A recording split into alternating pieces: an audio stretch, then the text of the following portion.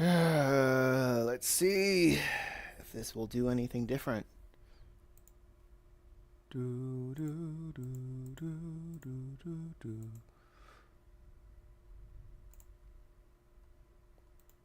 All right, yeah, that was quick. No, no, no, no, no, no, no, no, no, no.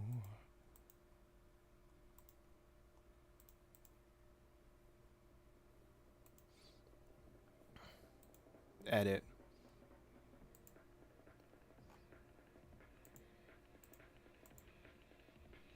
Save.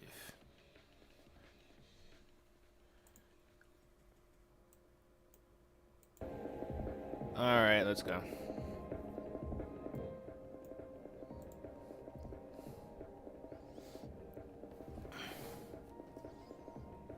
I feel like this is a good reason.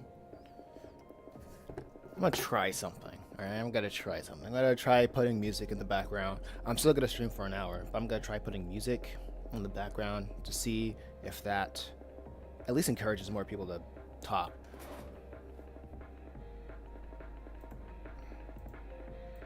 We'll see how this goes.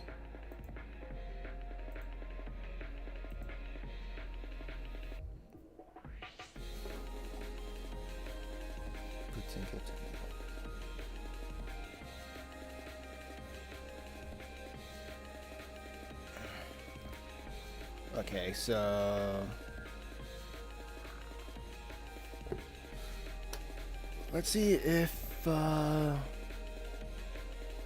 my levels are okay. Yeah, my levels are okay. The music is like half.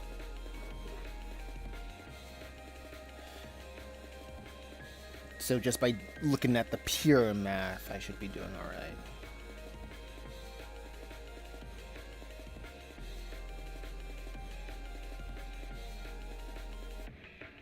Okay, so which one should I start with? I think this is cool. So I'll start with this.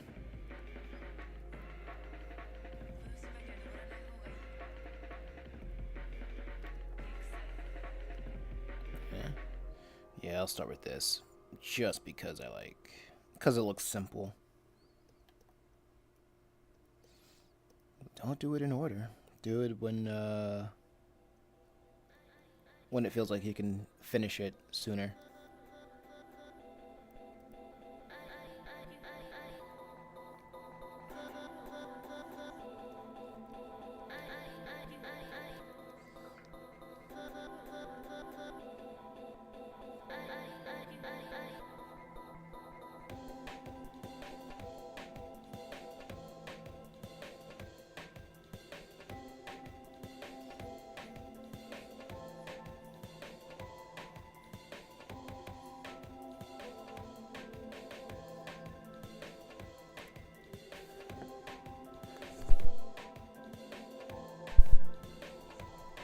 Sorry, I had to sneeze. Didn't seem like something that would be alluring to the ear.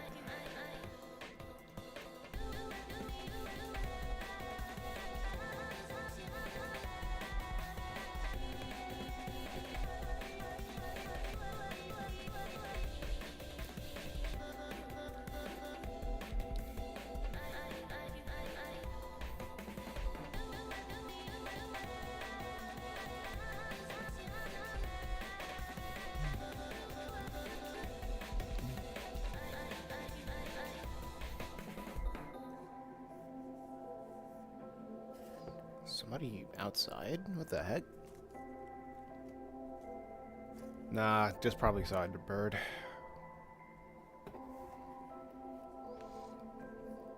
Hmm.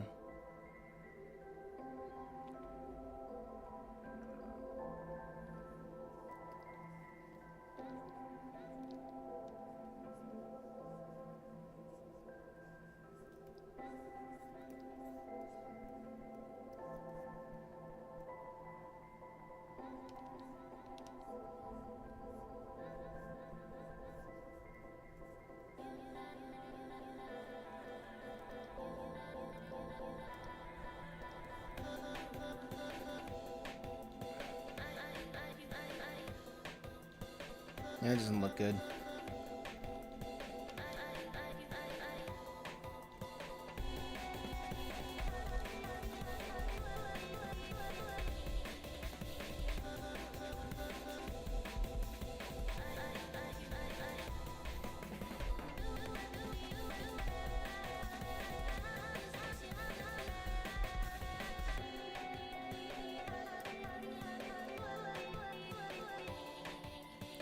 Let me see. The scythe should be in this hand, and I think it'll be cool if it cradles around this.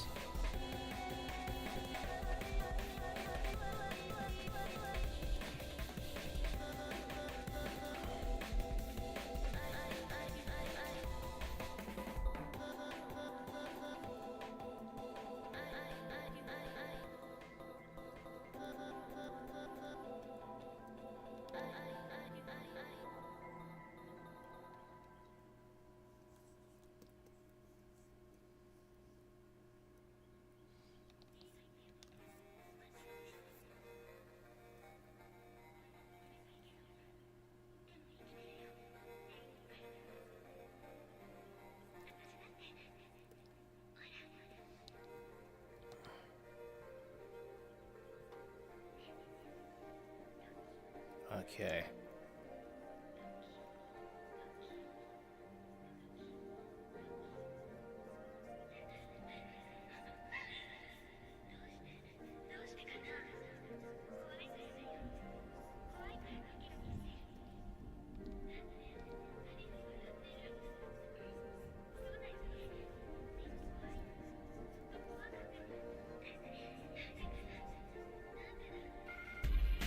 I should probably save more often because it's a thunderstorm outside.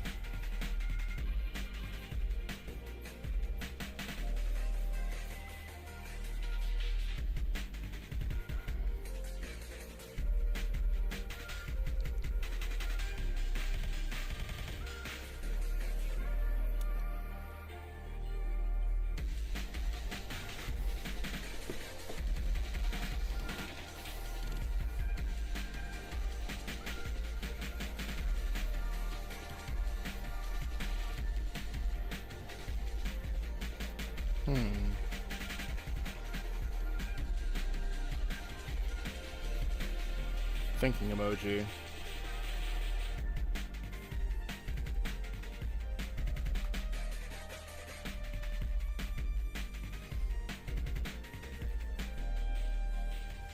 Let me think real quick.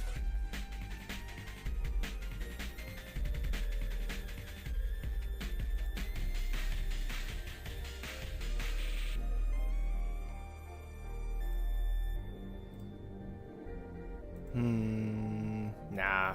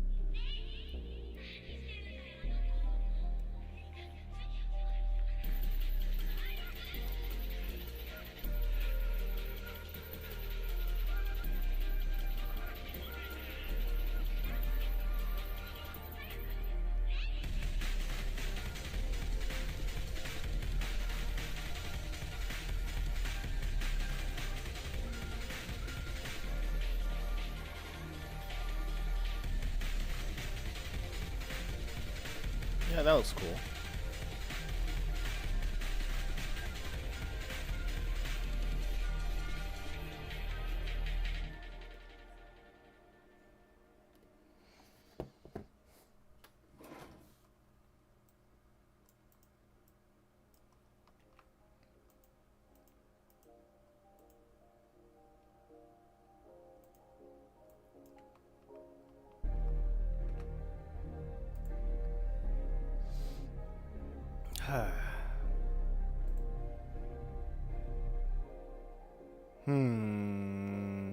Thinking emoji. Yeah, why not? How's my CPU looking? Kind of crazy. I should probably close out on some of these tabs.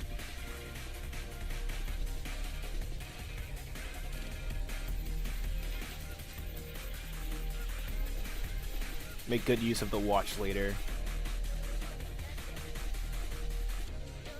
feature.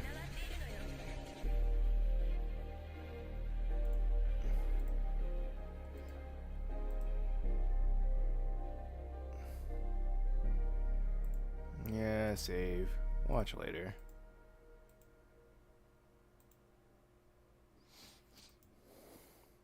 Doing my best with this. Alright.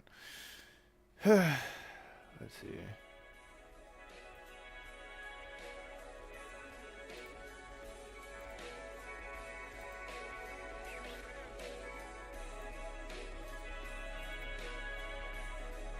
Oh wow.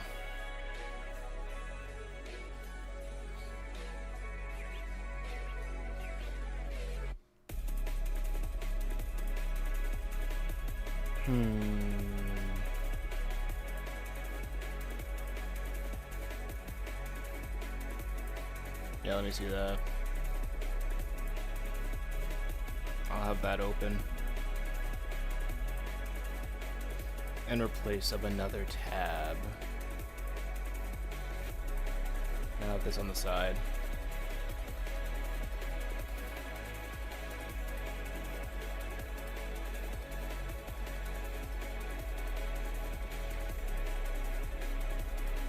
Okay, that seems simple and clean. Have that save.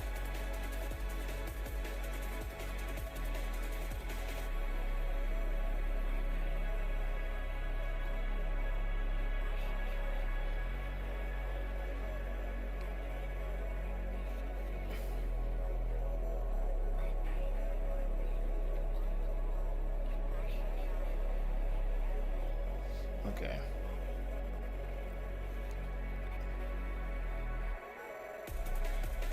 I was just blinking out for a second. No big deal.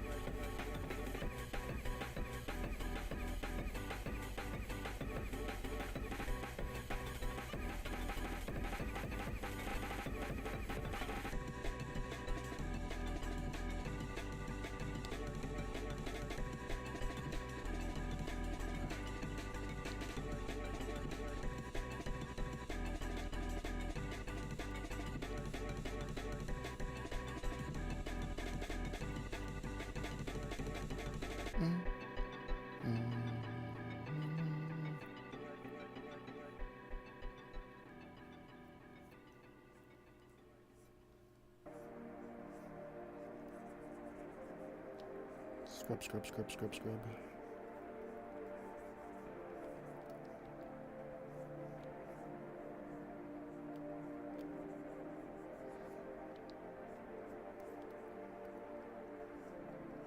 Time for a little fun. Okay.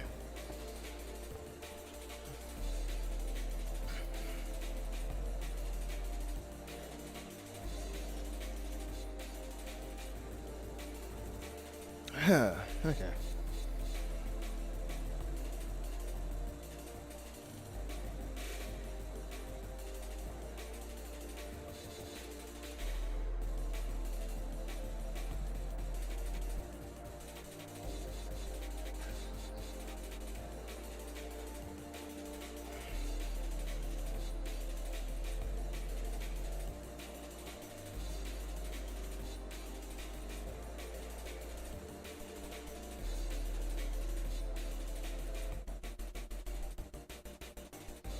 Okay.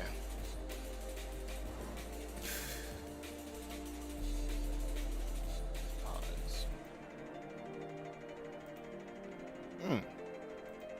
My PC's really PC's really holding up to this. That's good.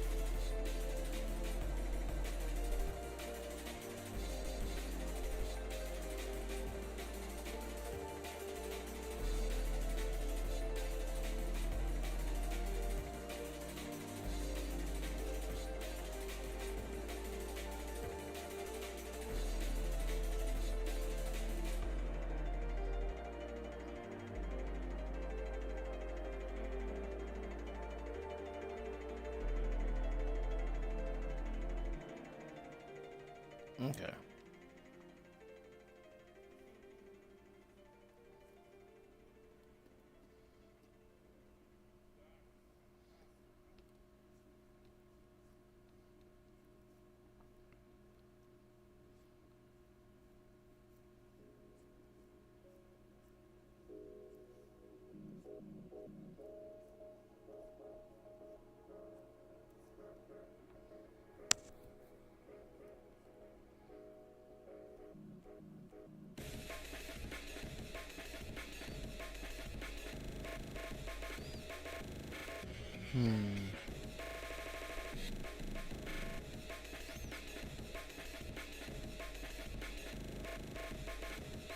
Yeah, I gotta redo that one. Hey, Aaron. Hey, man, I'm right on time. What's going on, man?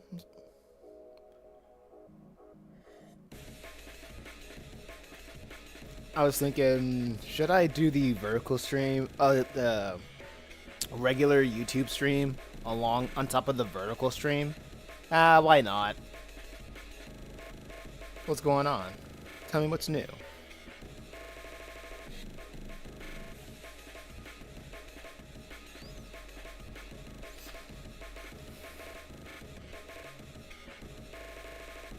Oh yeah, and welcome to the chat.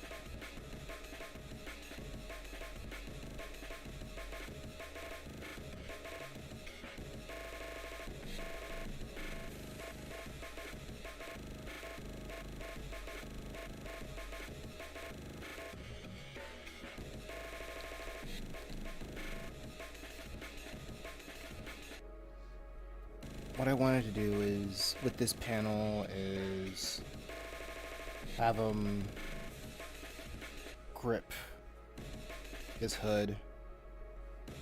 So I think his hand would be the most interesting thing over here. Yeah, recently I showed some animations to my friend, and they quite told me to post it on YouTube. Oh yeah, that's YouTube is the place to post your stuff, your animations. Yeah, or at least give it a try, or at least like have an avenue to show it to people. So yeah, I recommend it.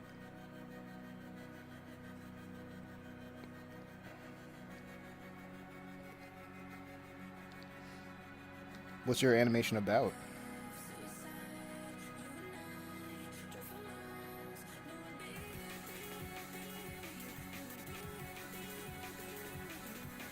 Yeah, I'm still not done though. Oh, okay.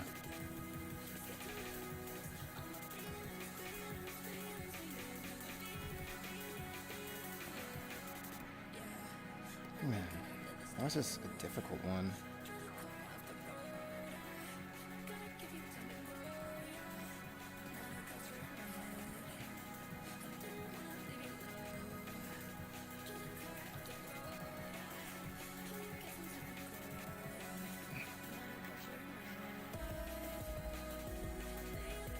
We're trying to figure out what to do.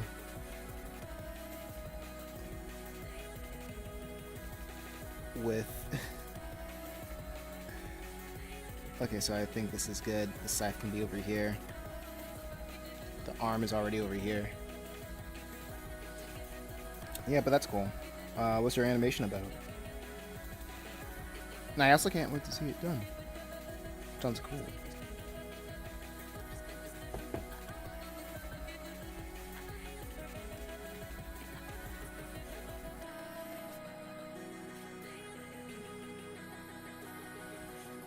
It's about stickmans. As a kid, I always imagined fights and storylines that were fictional, so I decided to animate them in Stickman.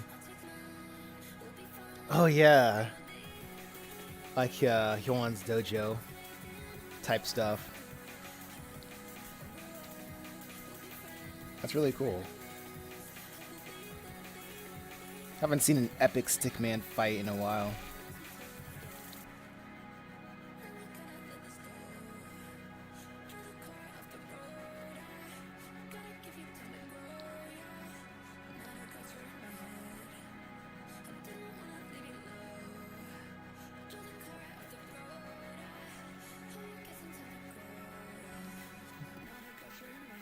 I feel like it's like trying to do like a stick fight animation is like almost every animator has tried that once in a while.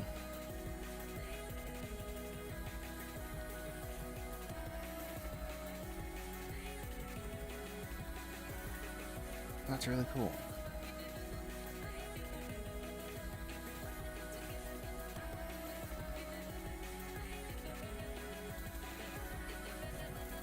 I wonder where a lot of these, where a lot of the early people who did epic stick fight animations are now.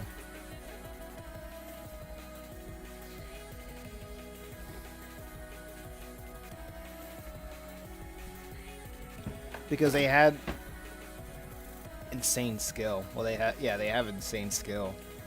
So I wonder if they contributed to larger projects with them. You know, you're an inspiration to me.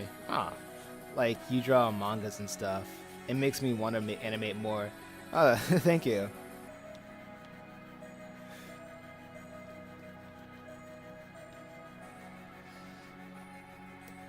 All things good. Praise be to the Most High God. Thank you. Thank you for the boost of motivation. Add on.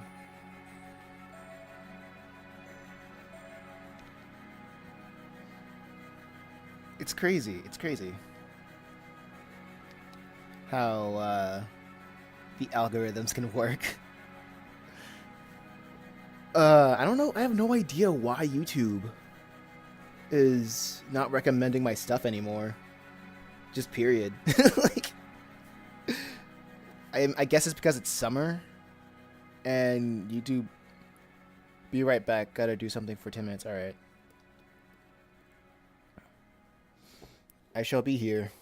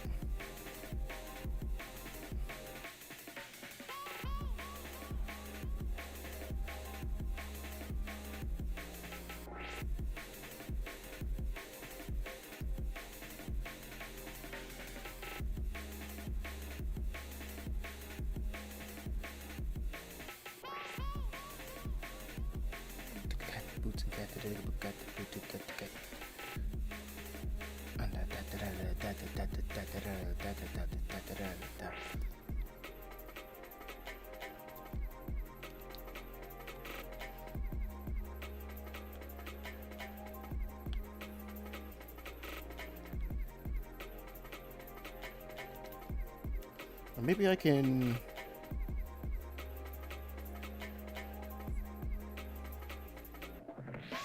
Instead of doing something like that,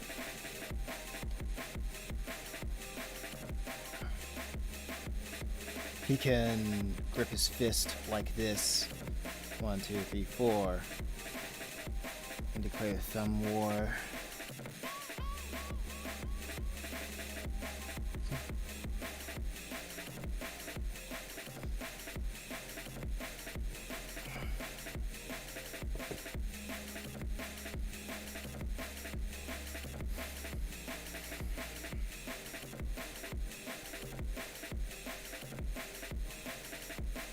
That's looking pretty good so far.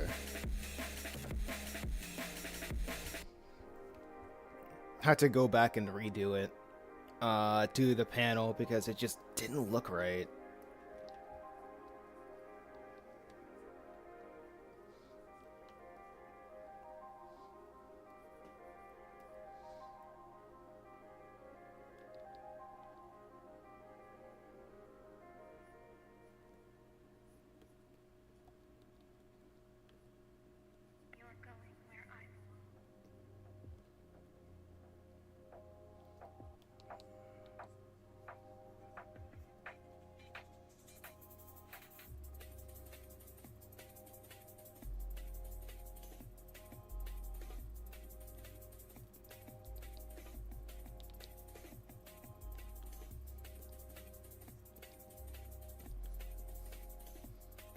Okay.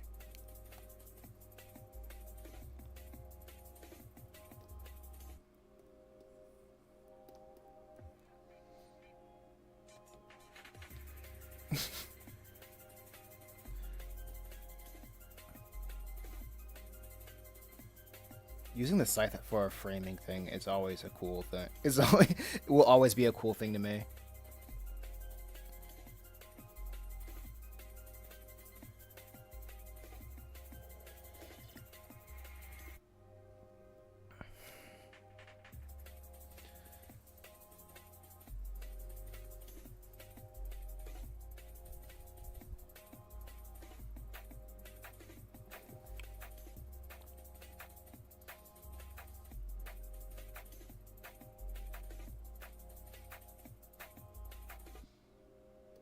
Let's see. Yeah, it seems like a pretty good thing to do.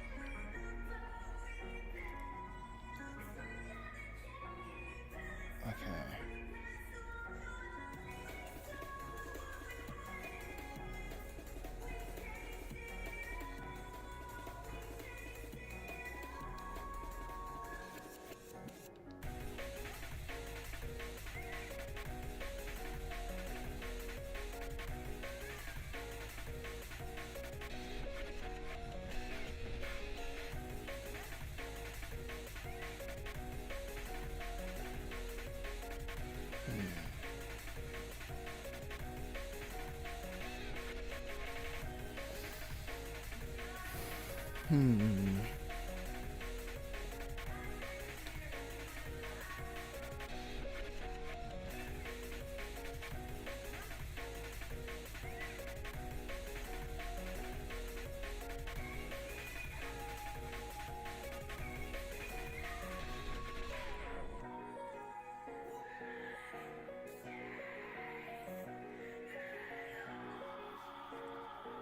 Okay.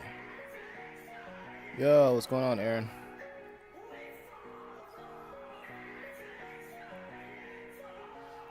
Welcome back.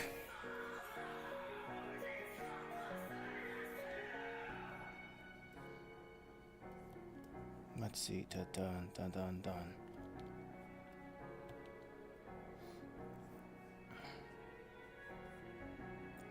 Bomb bomb.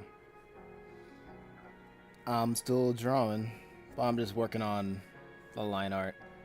Oh, yeah, I think this is fine. I already did the initial sketches and such. Now it's just working on the line art.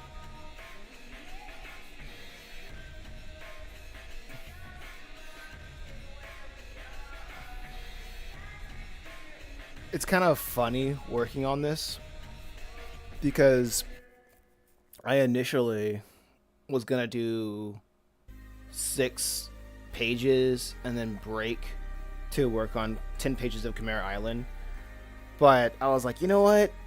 This really isn't a lot to draw. This isn't really a lot to draw. So I might as well finish it. So like, that's your own manga, right? I actually watched Purgatory Academy, and yeah, not really active on YouTube. Okay. Well, I am the artist and co-writer, co-creator of this comic right here, this manga comic, whatever you would like to call it. It's called Jester Reaper. And it's about a young Grim Reaper trying to keep hell off Earth. And honestly, I'm not surprised because a lot of I think the majority of my content on my channel is Purgatory Academy because I just have more material.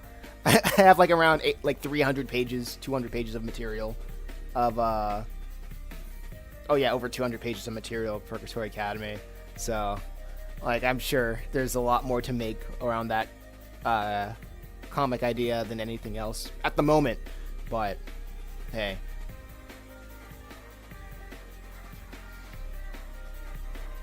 What are your general thoughts on Just a Reaper? I'm also making the motion comic of it alongside with all the other 3 of the comics that I'm making. So it's so everything I make it will be here and such. So what are your thoughts on Purgatory Academy so far?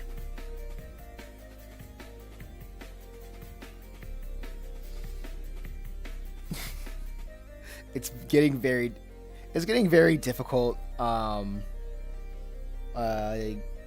getting views or trying to get seen with it. I think I'm trying so many different things, but I haven't found a thing that truly stuck. The last thing that stuck, honestly, was making the shorts. But even the shorts, wait, hold up. Yeah, and even the shorts didn't even are running dry when it comes to views, because it seems like YouTube just flipped a switch and they're like, all right, we're not showing your stuff to anybody anymore. And I was like, man, really? That's crazy. So I gotta figure out what to do now. It's a really cool manga. Your AI Purgatory Academy characters' voices are pretty well. It suits the characters. Thank you.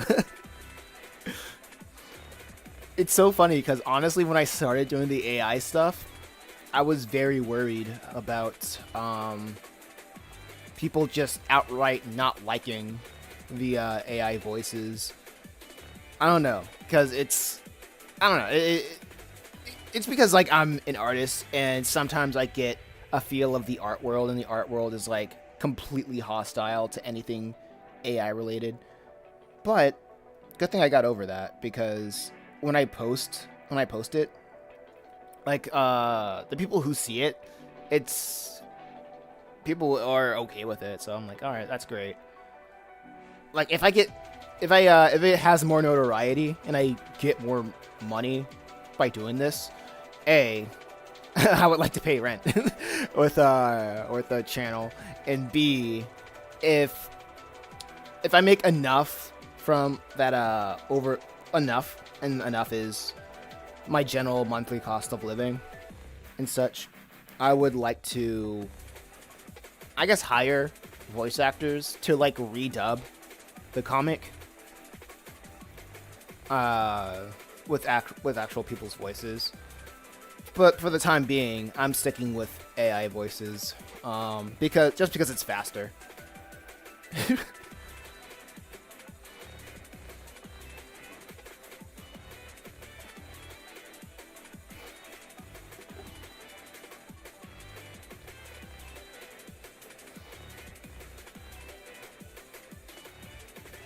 But working with other people really got me nervous, for lack of a better word. Not nervous, but like not thrilled to work with other people. Mostly because like my trust has been running thin as of late.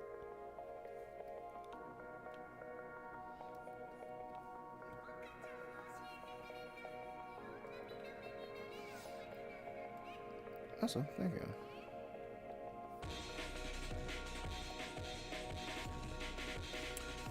What are your criticisms of Purgatory Academy so far? What are some things that you utterly hate about the series? Or you just don't like that much?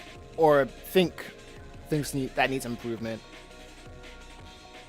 I haven't asked this question in a while.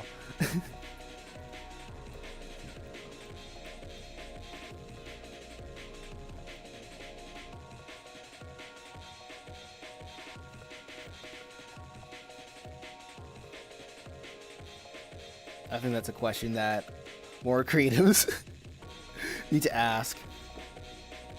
What do you utterly hate about my works? Turns everything on its head. I can't think of one. Overall, I say it's a total 8 out of 10. Let's go! 8 out of 10, baby! Woo!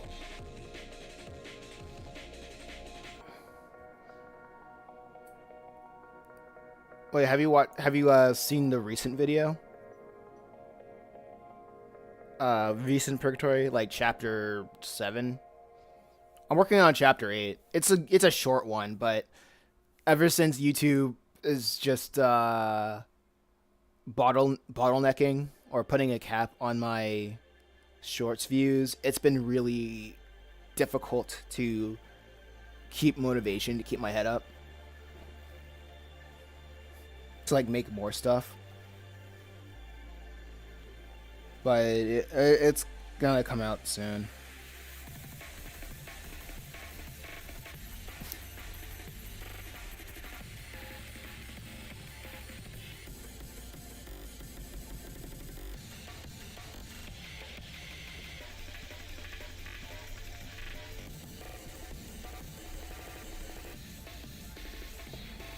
Hold up. Let me turn this down a little bit more. Because I don't know if it's that annoying to listen to. But yeah, it's nice to occasionally hear somebody saying that they generally watched and enjoy the series, especially with the the the video versions of it. So I really appreciate that.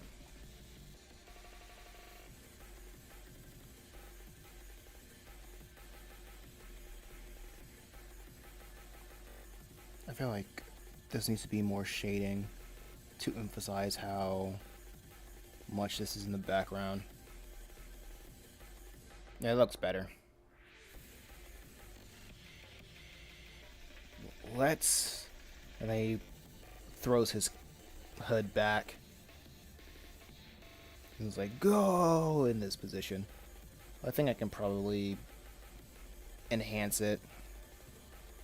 Enhance this pose. Oh yeah, and save. Never not a bad idea to save.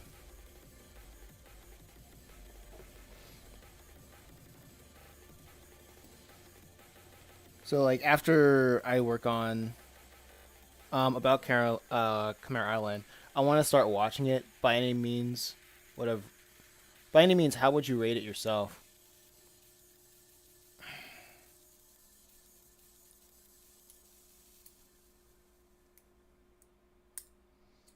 That's such a weird question to me. Like, how would you, um, Chimera Island as a rating? It's good. I could be like a salesman and be like, it's the best thing ever if you're looking for X, Y, and Z. But I want to be an honest person, and I really like it. It's a very good series, and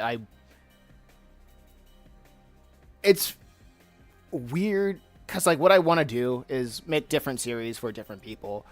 Because they're like every series is trying to do a specific thing, or cater to a specific audience. And it cater to a specific audience. I like it a lot. I'm still trying to figure out its identity of how I'm trying to tell the story. But I would honestly give it a pretty good rating. I'm probably underselling it, but I say it's a pretty much above average. 6 out of 10 right now. Because I haven't I haven't talked about like what I really would like to talk about in the series. It's very much still in the. I still feel like as a writer of the series, it feels like it's pretty much in its build up phase, getting to like what I really want to talk to. But for what I have talked about or what I'm trying to do, I think it's pretty. I think it's pretty solid.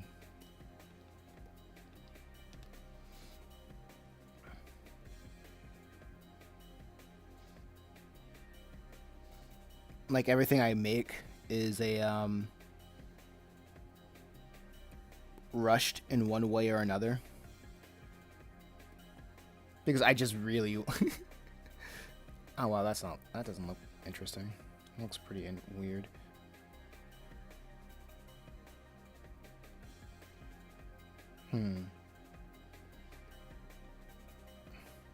That's odd.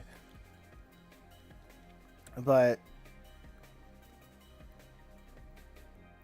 is it, what's so weird to me about like a rating my own works? It's like comparing everything to each other. Cause what are you drawing? Hey, cause welcome to the chat. I am drawing Just a Reaper. It's a comic about a young Grim Reaper trying to keep hell off Earth.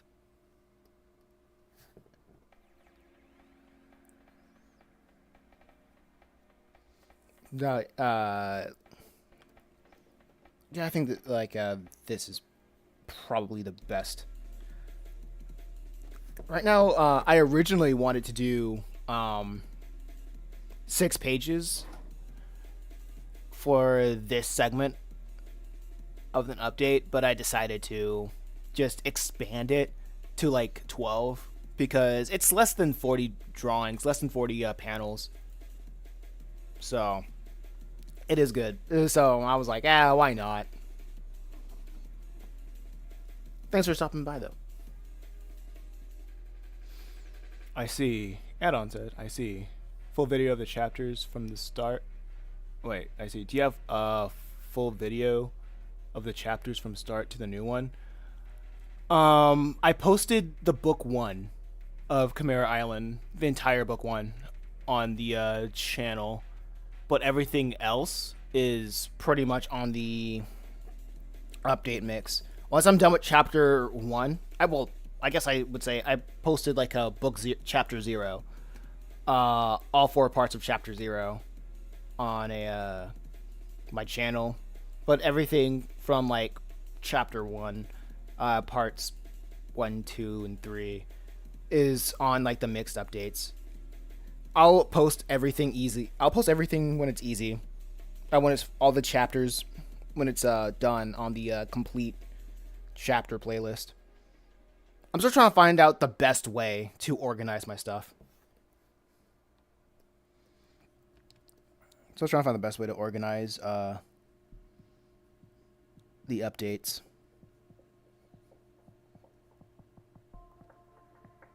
Because I want to update. I want to update like the individual segment update, like segment updates.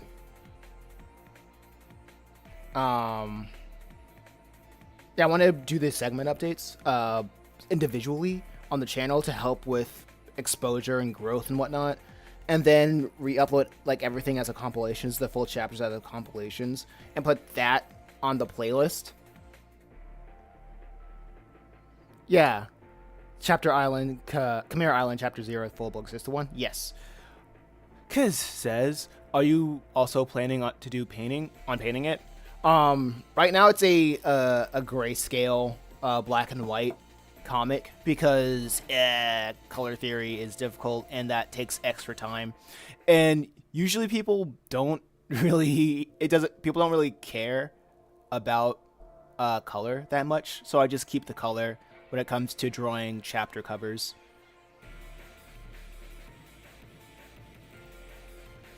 So far, this is a so far I like this this splash page, this double page spread. I think it's pretty much an action thing. Oh yeah, and this page is looking pretty cool as well. But yeah, this is gonna be like everything I'm gonna do, it's like black and white or grayscale. Goofy kid run. Yeah. When I drew this kid, I was like, I think in the manuscript, he was supposed to be like a Mormon kid. But I was like, what does a Mormon kid look like? And I thought of Rowley from the Diary of the Wimpy Kid books. so I was like, what if I just drew somebody that looked like him? Or like had his basic physique or whatever.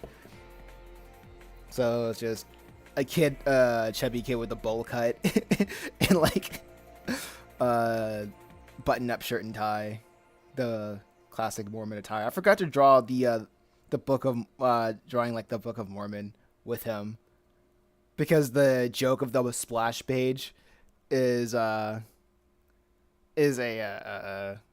big guy with the mutant freak demon guy getting ready to smash the kid. And the kid was like, "Oh no, I didn't mean to offend you. I just wanted to know if you could read the good book." And the demon's like, "You think I can't read?" And he's gonna smash the kid. But it's funny. I thought that was funny. Edoron on the other chat says, "Yeah, it's really fine with or without colors." Yeah, I think one of these days, maybe when I like have the money, the disposable money or time, I think it would be interesting to have a colored version of it. Maybe. But I don't know if I think I would most likely hire that out for somebody who really likes coloring. And one thing I keep forgetting that I want to do for like people who probably sign up to the to the Substack, the newsletter, they could get the black and white, like the line art variation, so they can digitally color it themselves. Kind of like an adult coloring book.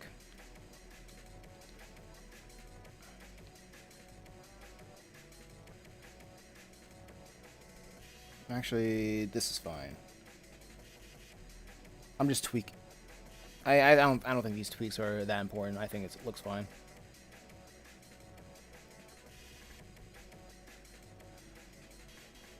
But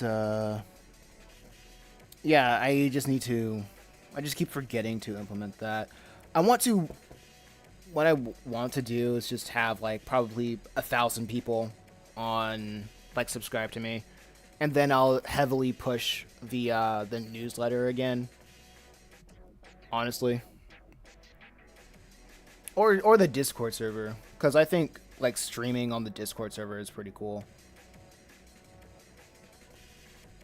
Like the reason why I don't have it right now, like I don't promote it as heavily as I used to, is mostly because I don't have a lot of subscribers, and I want like around like 100 people on the Discord server for me to like just stream there, honestly, and just have a live chatting environment with other people,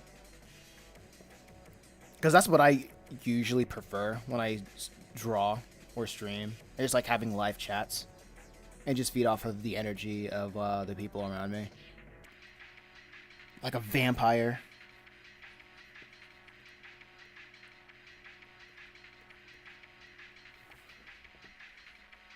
But that's what I do. That's the plan, the master plan.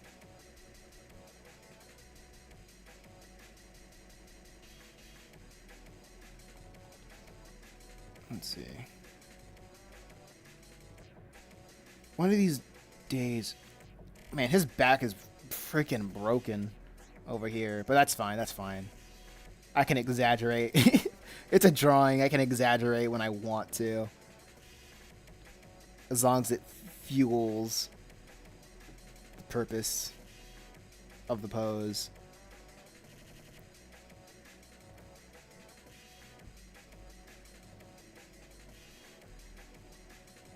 I think his hands are like this and fingers are like that. But like a couple days ago, I was streaming while I was like trying to do the vertical live stream, and I was checking it out on my phone, and I saw one of those community guideline updates that essentially told me that unless I reach 1,000 subscribers, YouTube was just going to like cap the amount of people who watches these streams, at least in the vertical sense, for safety reasons. And I was like, all right, sure, that's great. I don't know. This is shaping to be a pretty much of a bad month, maybe, of like content creation for me. Well, not content creation, but exposure for me. Anyways, are you monetized now? No, I think streaming will help me get like streaming more. I feel like that will help me get monetized. Because the videos aren't really reaching a lot of people at the moment, and what was that? There was something else. And the shorts aren't really reaching anybody at the moment either. And I guess streaming for like around an hour a day instead of my usual 3 hours is a good compromise. So what I'm gonna do here is just probably stream for an hour and then like go off stream and work on the comic. Because I could do like 3-hour streams, but that's like mentally draining. Because usually when I stream, you know, uh, I'm sorry, I was thinking. Usually when I stream, it's to an empty or silent audience. So, and somehow that is more mentally straining than mentally exhausting than talking to people, you know? Because like when you're streaming to like an empty audience and you're just talking, you're just thinking that, oh, am I not interesting enough? Well, like, you know. So it's easier to get in your head to like just be lost in your head with a when you're streaming to when you're streaming to like nobody for 3 hours. So like your streams in after an hour. I like to extend the streams as long as like somebody talks in them. But usually, if it's just a silent stream and nobody really says anything for an hour, then I just get off and go about my day working on the comic. And I'll probably use like the recorded footage for, I don't know, something. Probably something else if I wanted to do a commentary video and I need like B-roll or something. Oh, this is an accident. What's this?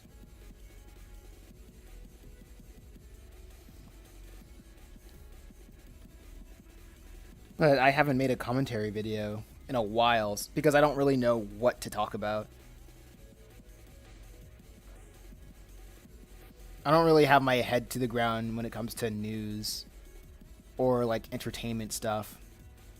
Even though I know the entertainment world is essentially burning as is like burning we're witnessing the burning of like mainstream entertainment and whatnot. Like nothing that's out is interesting enough for me to look at it or talk about it. Just looking at other people's discomfort with the modern landscape of entertainment is just interesting enough for me to just watch a guy and yeah, just to watch a guy and be like, all right, yeah, that's all I really need. I know that's a pretty much because honestly, when I started making comics or just started making my own sort of entertainment stories and such, I kind of cared less about what other people are making unless people really have unless people like what's the word communicate how important a piece of media is or like why I should watch it. And a lot of people aren't really good at explaining why a show is good. Just like off the street, you know? Or like when it comes to content. Like I remember I used to watch I really liked cartoons, but less and less but like as the years go on, like cartoons just didn't weren't that interesting to me anymore because it just didn't a lot of them just didn't really talk about things that were interesting or stuff that I thought that yeah, I just didn't think a lot of stuff were just that interesting. And plus the people around like the entertainment of cartoons and such were kind of embarrassing to look at even from a distance. Like I know people say the fan base of a certain property is always the worst. You know, the worst thing about it, but it's I don't know. I feel like there's something in our primitive minds that looks at the kind of audience piece of media cultivates and it makes us think, oh, this is for these types of people. And I don't associate with not like I don't associate with these type of people or I don't um want to be associated with X, Y, and Z. I feel like there's a weird primal instinct that comes to that shouldn't be ignored. Maybe it is good to judge a book by its cover, you know. But that's my take. That's my weird theories.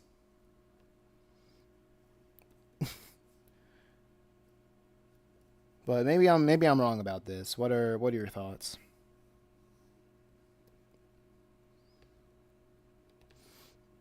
Because right now I'm I'm trying to draw this man doing a victory screech. I guess for like an example that comes to my mind was probably like JoJo was like one example that I was kind of wrong because I thought the JoJo fandom was just the most annoying people on the internet. But when I saw it for myself, when I saw like the anime for myself, I think I watched it because I was trying to find a way to write the conflict in Purgatory Academy, and I heard that JoJo had some very interesting creative fighting sequences, and I thought maybe I can implement that in the story. Spoiler alert, I didn't, but I did like what I saw, and I do like this. I do like the series. I just haven't read part 8 yet.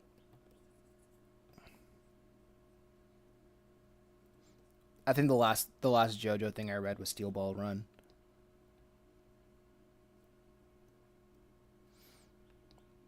But other than that, I don't think I liked anything despite of the audience that it cultivates. That it cultivates.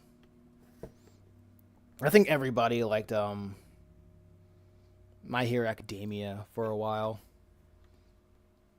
I don't know, it's so interesting how the bigger something gets. Wait, is that how I gotta look back at how I drew this character real quick, I'm sorry. Like how I drew his nose.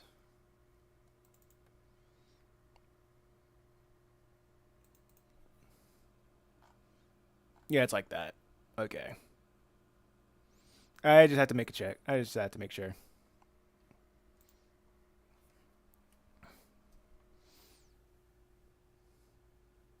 I don't know, but I kind of enjoy watching small YouTube live to kill my time. Oh yeah, I appreciate you being here too.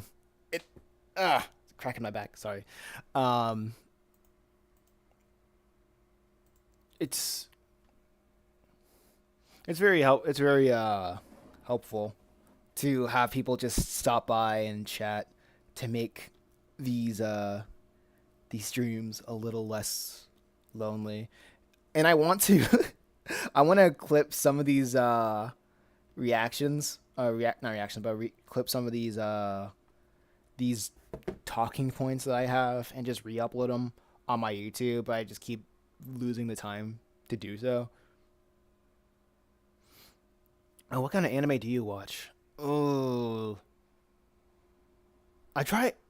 I'm not picky on the anime that I watch, cause like I said, if somebody has a good anime to recommend me for like the right reasons, like if they tell me why an anime is special to them, that will get me more interested into watching it than somebody saying, "Oh, just watch this, it's good." And I'm like, "Yeah, there's like I'm pretty sure there's enough good anime to watch until I'm dead."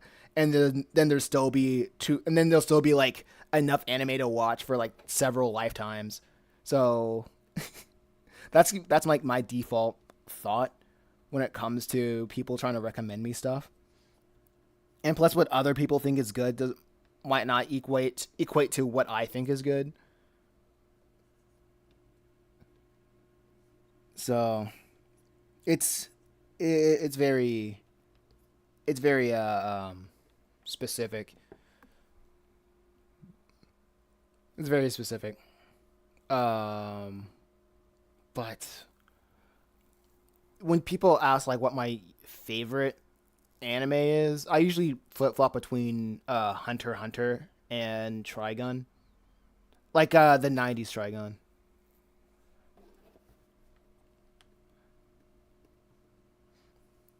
I guess like the Studio Orange Trigun is more. It's called the Stampede or something like that. So I guess I don't need to differentiate that. But I do like Trigun.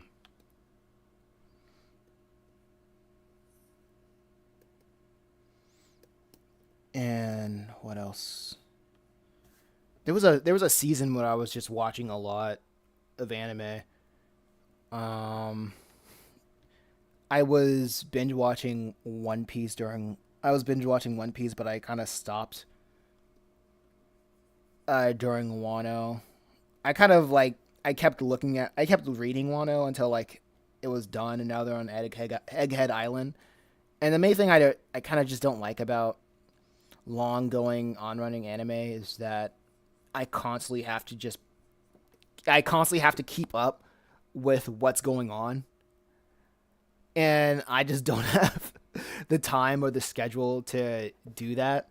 If that's other people's cup of tea, then that's great. But I try to like keep things short and simple. The last last manga that I'm reading, or I guess the manga that I'm reading right now, but I keep taking breaks is Blame or Blam.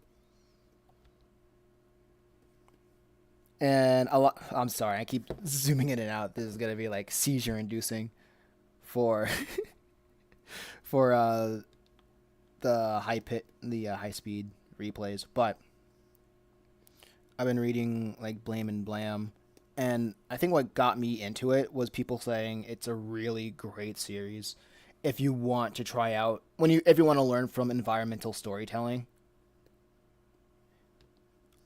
or like storytelling with not a lot of dialogue. And I was like, yeah, that's really cool. I want to try that. Maybe one day I'll do it.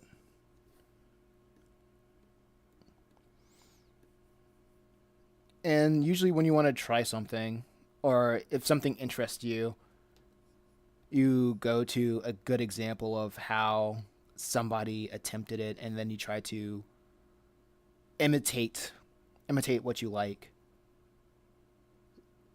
Like I like listening to a lot of reviews to see what after, especially after I watch or read a specific piece of media, so I can hear other people's thoughts about what made it great, what they could have done better, or what or stuff that's like difficult that I didn't even pick up on the first read.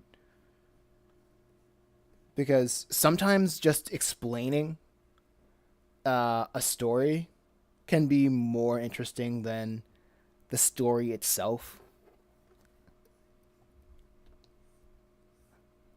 If that makes any sense. Because I remember when I was first trying my hand at the motion comic stuff, I try to see if other like what are my competitors when it comes to like the niche, and I noticed how popular like people just explaining mangas are. Is that they would just show the panel, and they would show the panel and they would just explain what's happening in that scene in a narrative structure, and there would be like 3 hour videos that would just be that. So I try to imitate that, and I was like, you know what? I really hate explaining what I've written. I couldn't do that because I just really hate explaining what I make in a long form uh, segment like that, because I feel like it takes a lot of time with uh, not enough evidence of it working out well. So I just decided to be like, you know what? Worst comes to worst. Like, you know what? I don't care anymore. Hey, here. This is my my comics. This is what I'm working on. And just making the motion comics is another hurdle, because I would need to what write a title, make a thumbnail that will entice somebody who has never read or never heard of the series before into checking it out, and probably checking it out and probably leaving a comment or subscribing or whatever. And that's a difficulty in of itself. You know what I mean? It's like trying to get people trying to get people interested just by the merit of the content alone. And I don't know if I'm telling YouTube the wrong audience, or just YouTube doesn't know the right audience for said content. But I think right now YouTube is just pushing my stuff to the wrong people, or people that, yeah, I guess it's just pushing itself to the wrong people. So it just stopped pushing my stuff for a while and just drip feeding my content to a smaller pool of other people to get those impressions up. So when it finally does find the right people, then it'll try to exploit it. That's my theory, honestly, but I can't really say for sure because nobody really understands this YouTube dungeon, this YouTube game that we're all playing.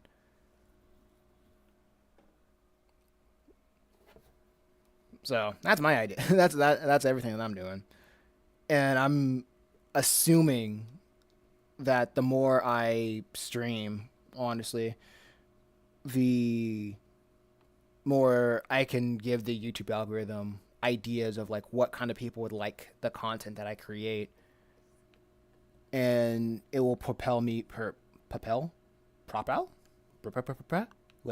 propel me into out of small channel hell. Because I think I think just the goal for this channel is just the first goal would be monetization. The second goal is just to get to 1,000 subscribers. Everything else would be nice. I don't know if I'm ever gonna get a silver play button. Like, honestly, we'll see if I ever reach that 1,000 subscribers. A silver play button would be cool. I think if that would ever happen, I think one of my shorts would have to blow up. But YouTube doesn't. YouTube isn't really making its case of showing my stuff to anybody at this point. Crunchonk, what's going on? Welcome to the chat. Thanks for stopping by. What's going on? Yo. I think I butchered that name. I apologize if I have. Oh yeah, and Iran, I'm also in the if you're still looking at my the live stream, I am also dual live streaming on the vertical on YouTube Live. Vertical whatever's. But yeah, I've tried so many different things on the channel so far. I almost have like 500 like videos on my channel. I think if I had to say, I think a lot of it, like half of it, is live streams of me just working on Chimera Island, like the first book, like chapter 0, and the other half, and like just all live streams like this, and the other half, like the big proportion of it, are was it shorts? and everything else is just the podcast episodes that I've been trying to make, and what else? These in motion comics. But yeah, Karchunk, what's going on? What's going on? Tell me something new. Tell me what's new.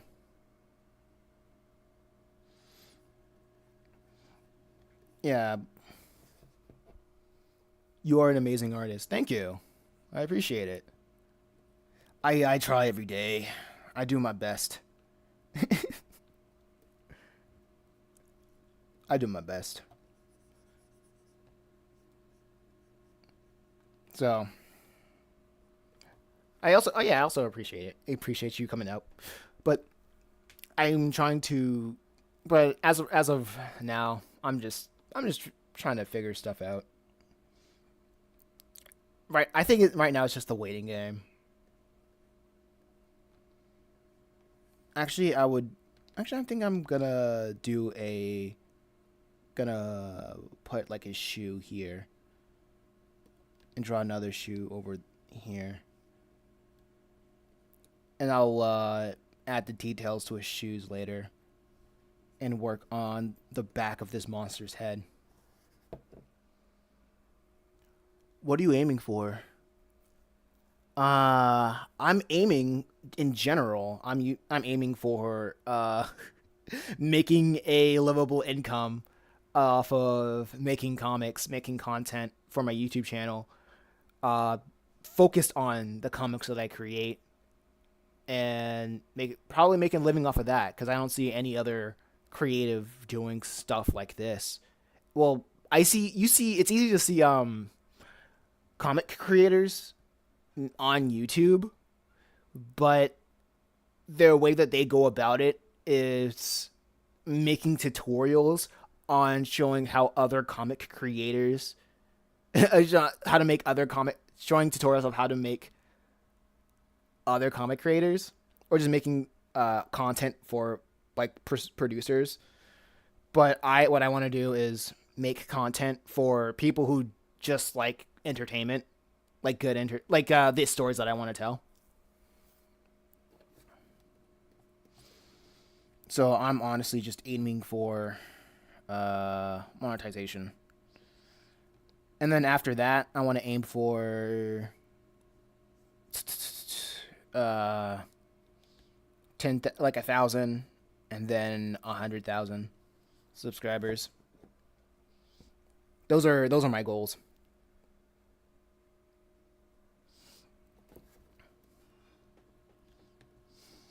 And I have no idea how fast that's gonna be or how slow that's gonna be. So, in the current state of YouTube, right? Well, the current state of how YouTube's treating my content right now, it's interesting. It's very interesting.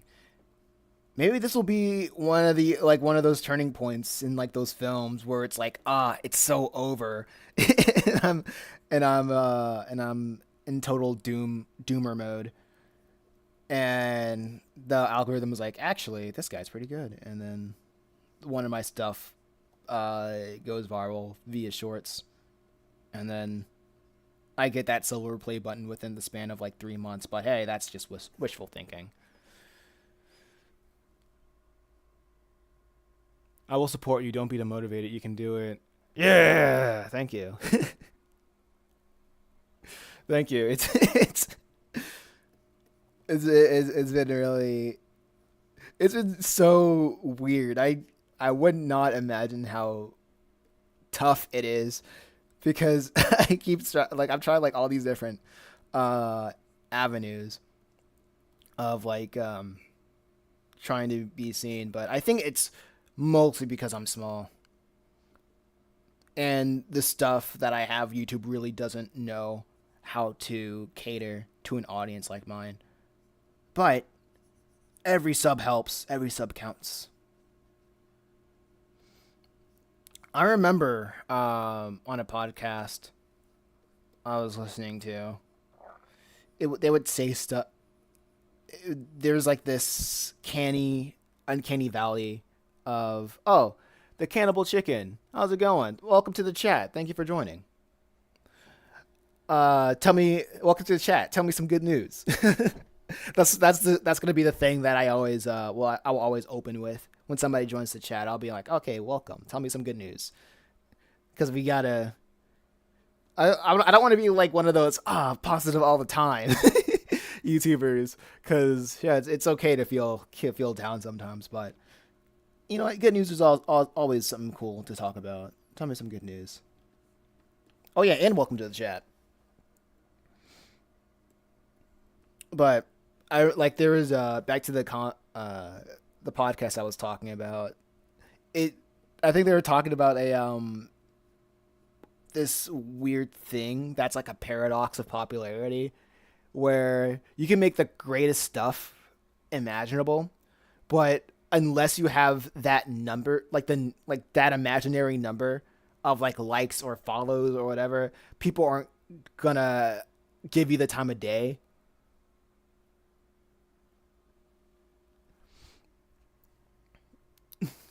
Oh, hello. Nothing. Just found this on my For You page. Yeah, that's some good news. You have a great voice. Thank you. Like I have a lot of people saying that I have a good voice, and that's I'm like, oh really? And then I started a podcast, and the podcast didn't really go anywhere. The podcast is a very interesting story, honestly, because I'm going on ramble mode. So I guess if it's good entertainment, then it's good entertainment, I suppose. But the reason why I started like the my podcast a while ago, I think it was like late last year, early this year. I remember it was around Thanksgiving, and I remember I had a dream. As all good stories start, I had a dream where I was in this labyrinth of a bunch of other artists and other creators. And it was like the labyrinth was like imagine this labyrinth like had a Resident not a Resident Evil but yeah, it had like a Resident Evil vibe to it. It was grimy and gross and dirty. Hey, you made some supporters. Yeah, man. And welcome to the vertical chat, Aaron. But anyway, it was grimy, dirty, and gross. And I remember I saw like all these creators walking by, and on the walls, they had like eulogies or whatever, like artist name, date, like birth, their date of birth, and their date of death, and like some inspiring quotes on the wall. And I looked at all that stuff. It was like written all over the walls, the date of birth and the date of death, the artist and their quotes. And I was like, and I turned to like some guy that was right next to me. I said, I'm not reading all of this. What does this all say? And the guy next to me said, "Oh yeah, they all basically say don't follow everybody else. Like you're not gonna go anywhere just by following everybody else." And I was like, "Oh, for real?" And I just woke up and I was like, I gotta do something different. And then I decided to do the podcast. So I went on YouTube. I went on Facebook groups, said like, "Hey, who wants to like go on a podcast?" And a lot of people on Facebook groups liked the idea of the podcast. So I got some people, recorded some episodes. I recorded some episodes. I recorded like, I think I recorded some days I would record like 2 or 3 episodes within the same day, and that was like an easy thing to do. But yeah, now and one thing after another, 20 episodes later, we got the podcast. Now it's getting more difficult to find people to talk to, and plus the podcast hasn't been like getting picked up by the algorithm, so that was pretty demotivating. But hey, that's the story. You got some, yeah. What's the name of the manga you're making? Oh yeah, this manga right here, comic. It's called Just a Reaper. It's about a young Grim Reaper trying to keep hell off Earth, and the hell comes in various shapes of sizes. It could come in the shape of this giant demon thing.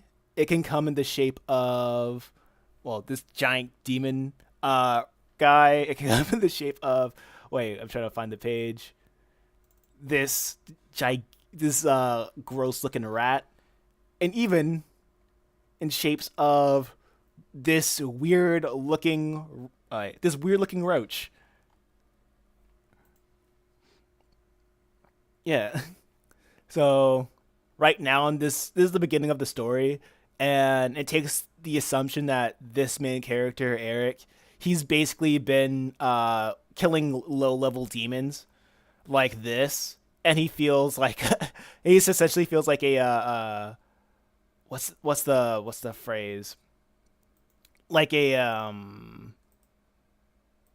like a grunt, essentially, just a low level demon hunter. He wants to do bigger things. So his boss, Satan, comes in saying, "Hey, we need you to kill like this demon before it becomes a god level threat." And when demons become god level threats, that just triggers Armageddon and the Rapture and all that stuff.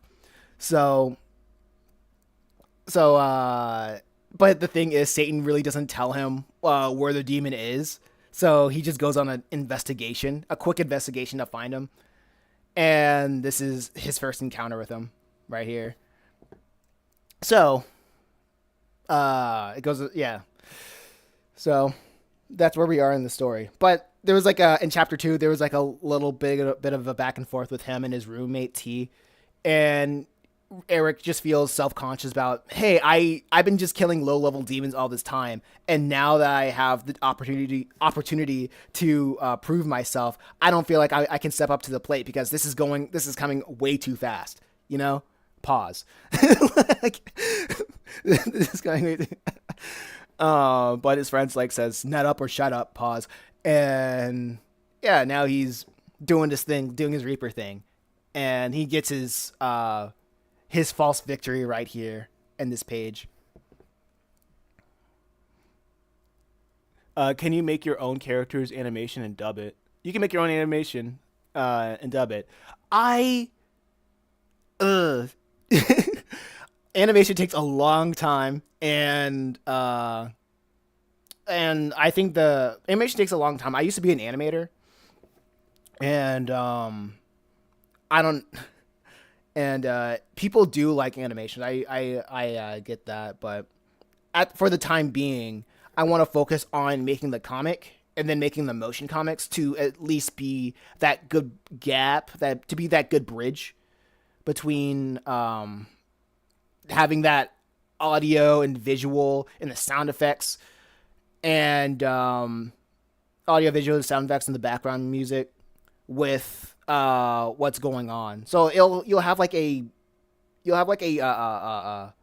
an animated like experience, but it's with the comics. Well, it was with these panels, and you can check them out on my channel, because I think I made motion comics of everything that I'm working on right now. I also have like 3 other series, like Purgatory Academy, Just a Reaper, yeah, Purgatory Academy, Let's Go Metal Hero, and Chimera Island. Those are all the stuff that I'm working on right now.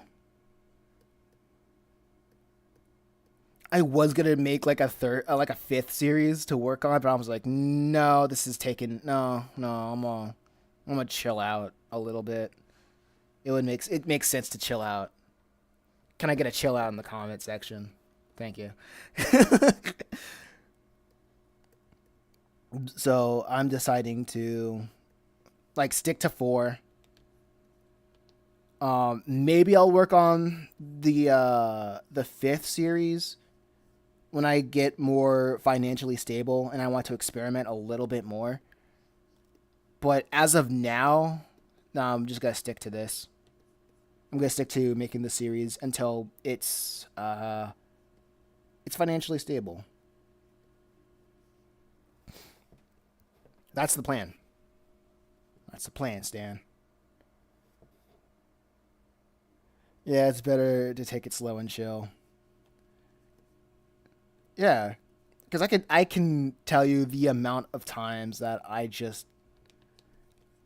would start ideas and then not finish them. I feel like I do that more often than not. But I do have I think I have a good track record of at least doing, not finishing what I start, but at least doing enough of what I start.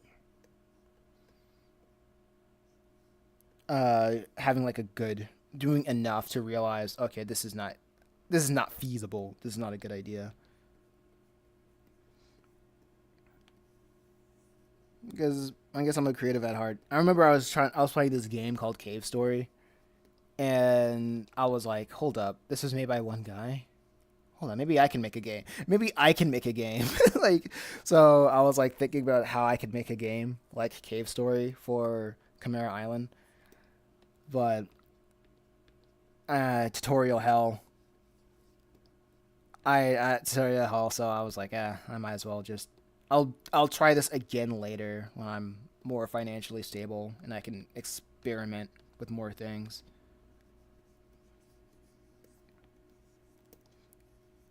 Or maybe hire out some people that could help me with it.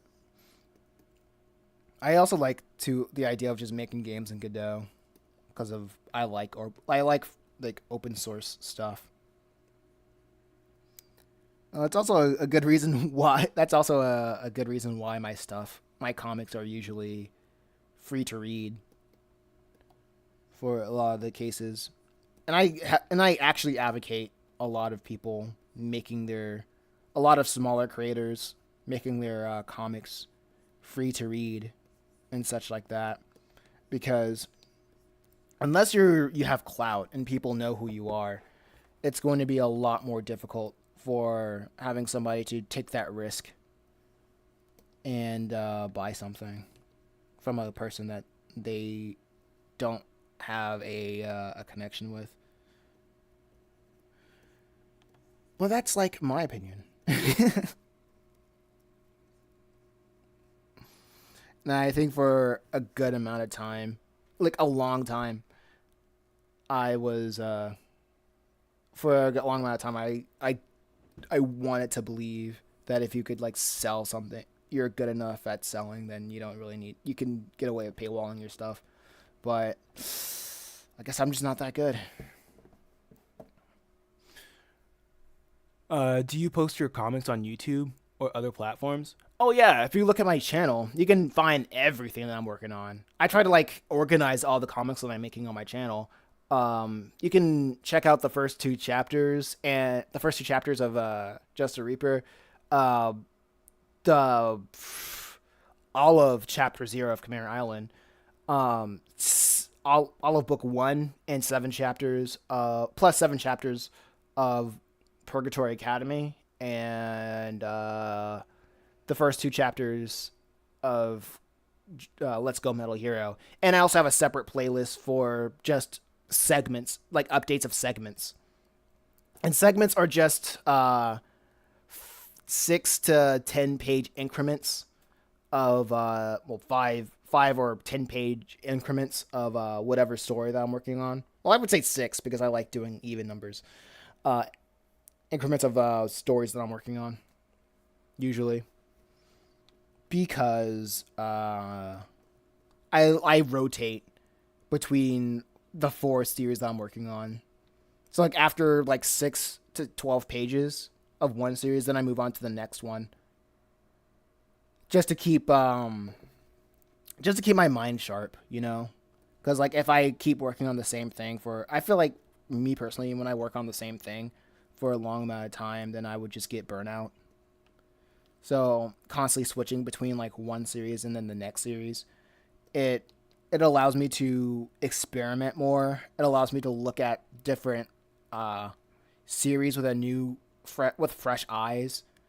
So I can like look at dialogue and think, oh wow, this is not really that great. Or I can look at previous thumbnails or SketchUps, or sketches of poses, and I can fix them now that I've given myself time to work on something else. I feel like it's been doing me a lot of good recently. And on other platforms, I'm also on Instagram, but I'm mostly most of my energy on YouTube, because YouTube is honestly the place where um I can that's more the most obvious to become monetized, to gain monetization.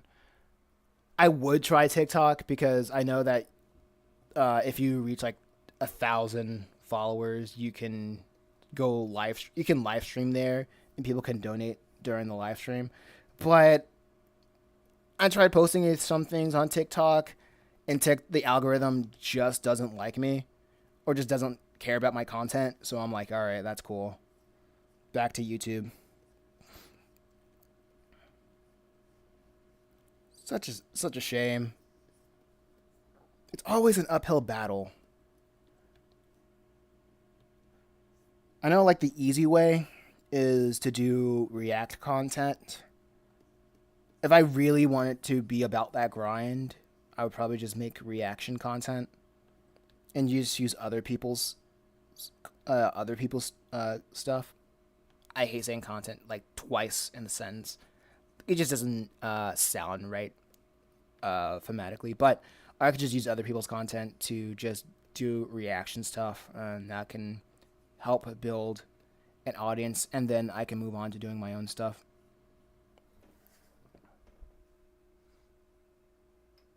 Oh yeah, TikTok is hard and the algorithm is confusing. It is it is what it is. Like I don't feel like fighting it. It's either it want like I see it as they either want you there or they just don't.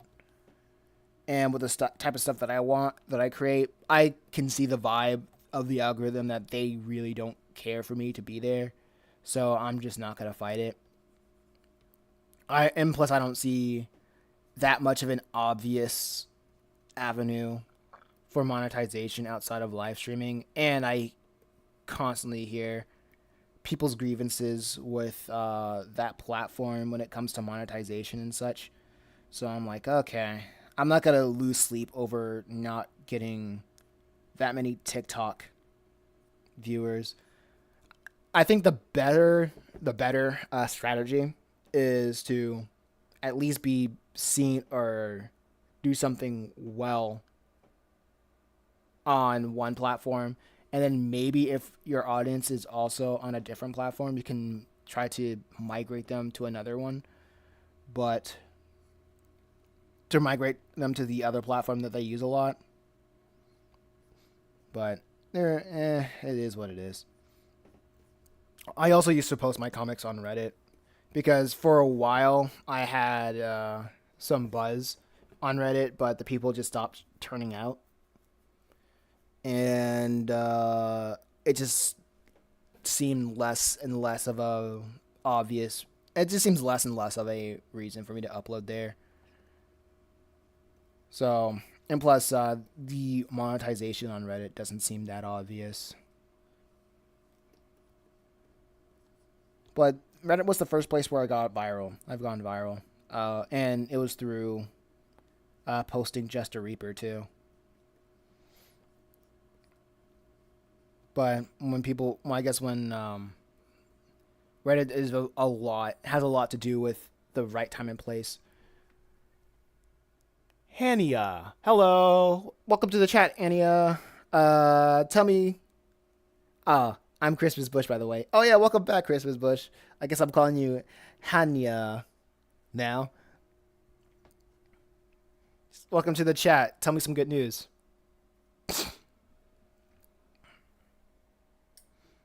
Just on my sister's account. Okay. Why on your sister's account?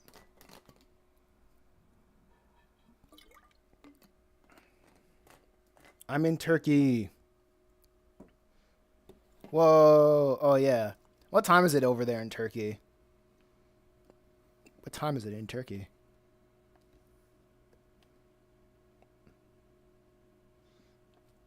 But, as I said, I've been trying out a lot of different stuff, like different sorry. I've been trying out a lot of different avenues of showing the comics, but I think YouTube, after soul searching and going on several platforms, I think YouTube is probably the the last and the final frontier of getting paid, of making content in this way specifically. 1742. What's that? Like 542? p.m. I'm on this account because on my phone it won't let me comment, so I stole her iPad. Oh, that makes sense. Aha, I'm here watching in the middle of the night here in the Philippines. Oh my god. Well, yeah, that makes sense. A lot of my morning streams, it's so interesting because my algorithm mostly says that the majority, like 50% of my audience are from the United States, but when I live stream, like everybody is outside of America, which makes sense because like America, I don't think Americans watch streams like when it's in the morning time. Honestly, and that makes sense. I get it. I get it. But when I try to live stream during the evenings, people usually don't jump in. So now my sister is your 450th subscriber. Well, wait, hold up. What? 450th? I was at. Hold up.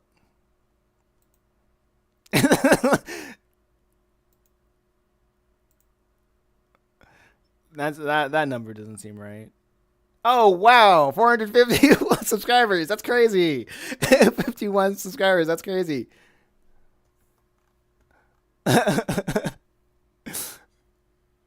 Before I was streaming, I did a I had 445.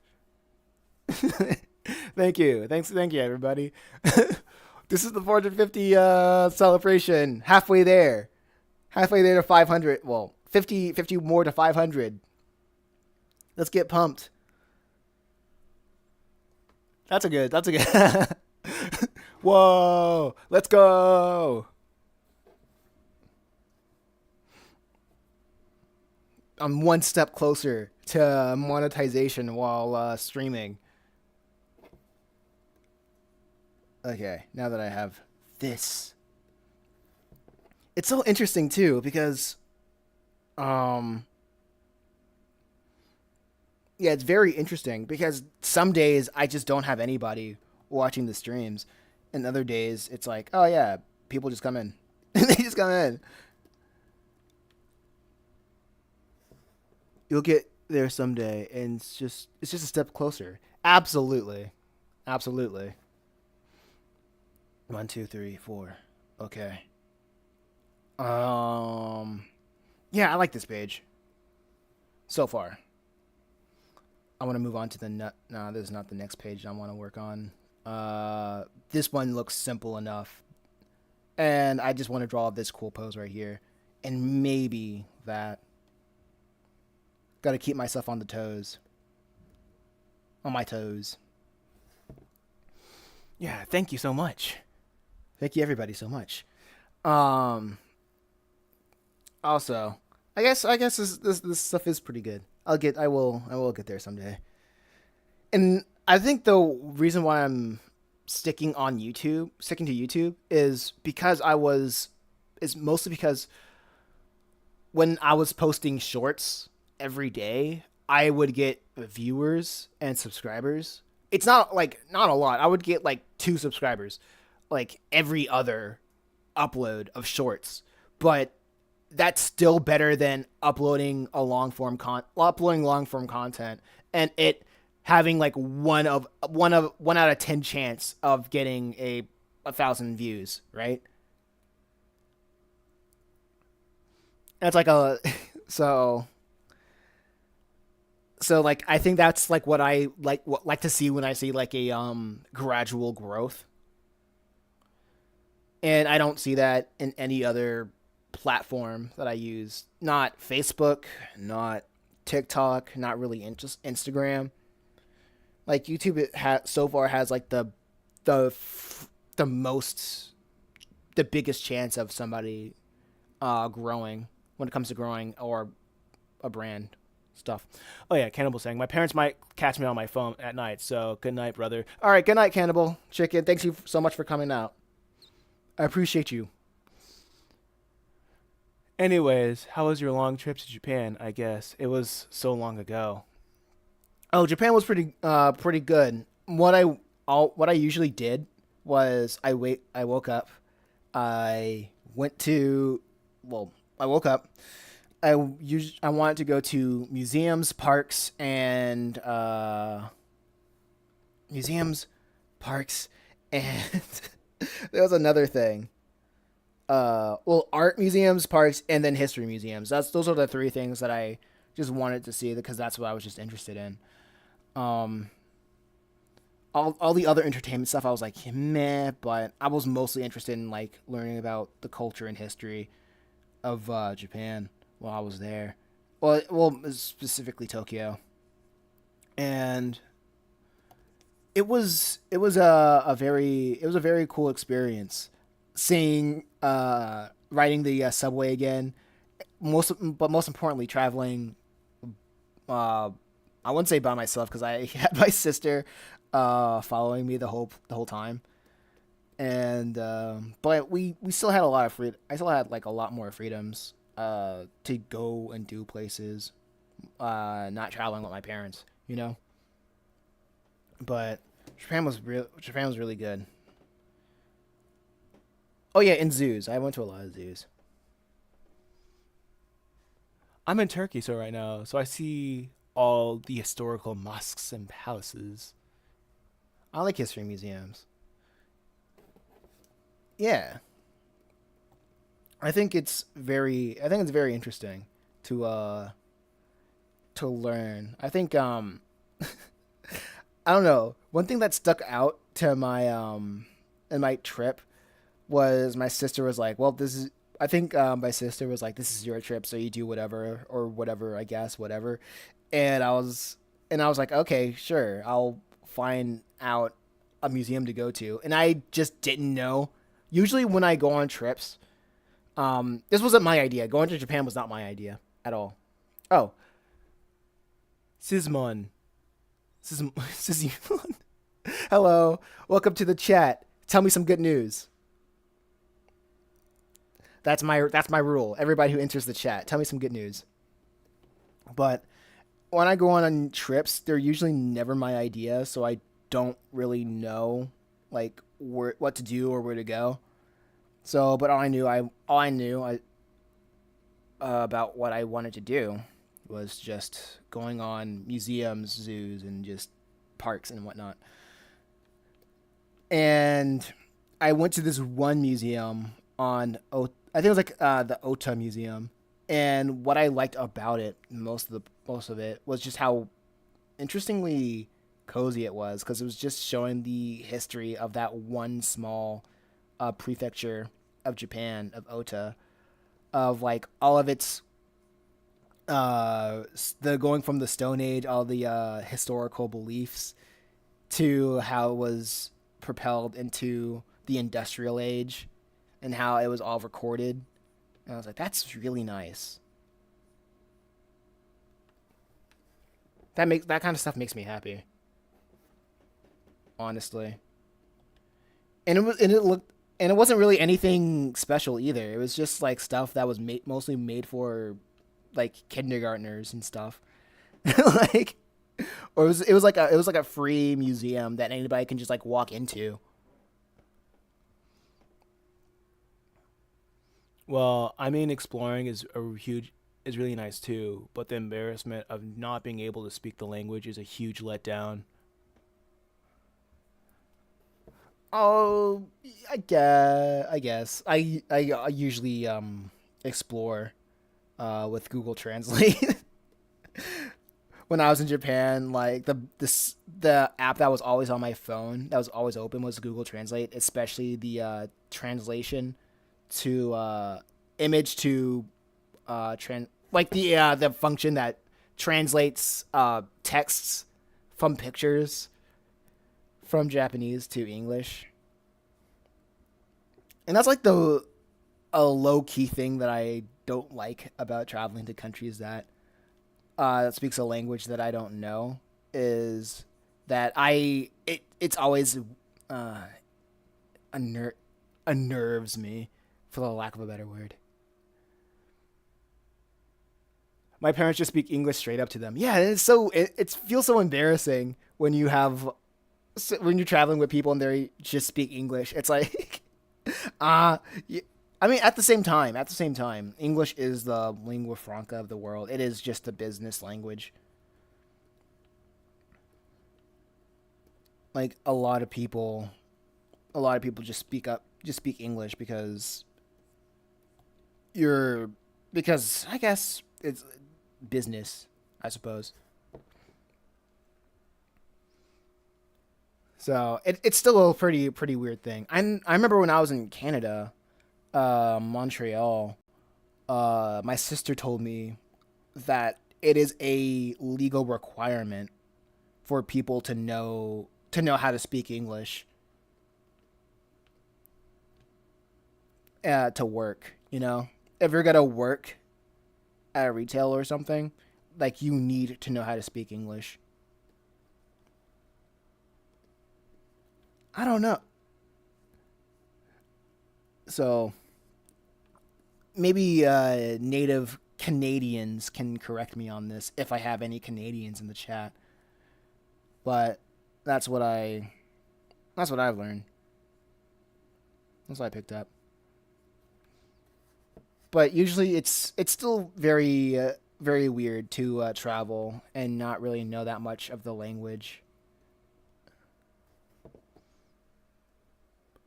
But at the very least, we're wait. But at the very least, anywhere we're outside of where I live have nice food. Yeah, having nice food is always a bonus. I think the funny thing of when I was in Japan, I didn't eat a lot of Japanese food because my sister is a vegetarian, and there was not a lot of places that had like vegetarian options. So I just ended up eating just like non-Japan, like being in Japan and eating non-Japanese food. But I don't think I had ramen until I did have ramen when I was at like a mall that was across the street from a modern art museum that I went to, and oh man, I just hate modern art for real. Because it's so like everything is so depressing, and it makes you okay. Okay, so this is I can't believe I forgot about this, right? Because like the day I went to I went to the Ota Museum. I also went to the Modern Art Museum. It was like the same day, right? And when I went to the Ota Museum, it was all like, "Oh man, we're here, we're building civilization from the dirt. And it's just us. We're all having we're all having struggles, but here's our festivals. Here's our things. Here's these paper. Here's all these entertainment that we made. Here's all these people that came from here, that came from this small little village, and we're all gonna make it together. Yeah." And then when you go to the Modern Art Museum, you get a whole bunch of exhibits that's like, oh man, society sucks, man. We have it too good for too long. Everybody's all disconnected from nature and spiritual death. And it's just so bad. It's so embarrassing. It just didn't make me want to. I just hate modern art for real.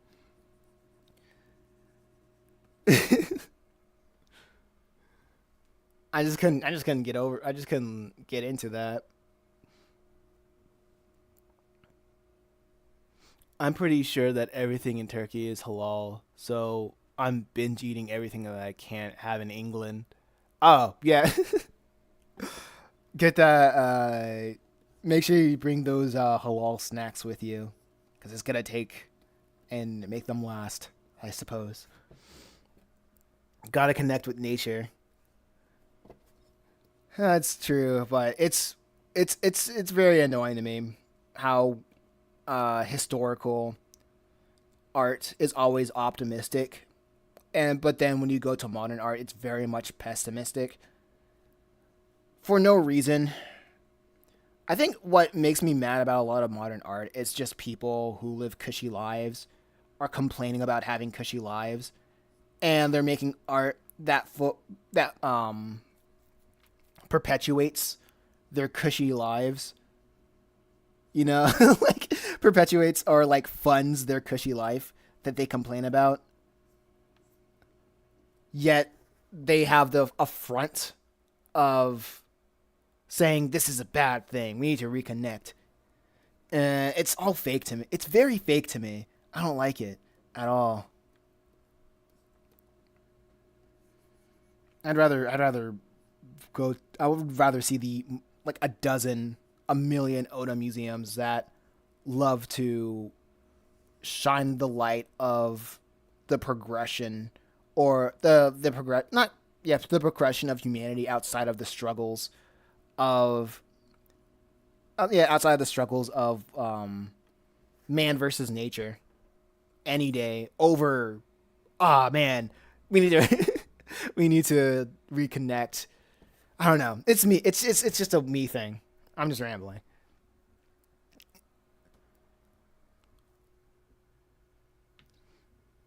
Also, the arts of which aren't really art annoys me. What do you? Actually, no. I kind of get what you mean. I remember I went to this one exhibit. It was mostly, I think it was mostly about uh immigration, I guess, and it was just a the sculptor, I guess, just put a bunch of IKEA and rusted furniture together in a single room and just had like cardboard and you just like filled it with cardboard, just littered cardboard around it and just wrote like phrases like just basic phrases like nobody's illegal and stuff like that and just put everything into like a room and said and I get the idea of it of like immigrant children are suffering too. But like like you could just like be on the ground or lobbying for better uh or just lobbying for better. Oh snap. I just been snap. Stripu. I'm so sorry. I wasn't looking at the chat, the long stream chat. I've been ignoring. I'm oh my gosh. I'm so sorry. Welcome to the chat, Stripu. Tell me some good news. But uh, yeah, but I was like, you could just do other things that could be infinitely more helpful than showing other rich people how hard it is without without actually doing anything. It's annoying to me.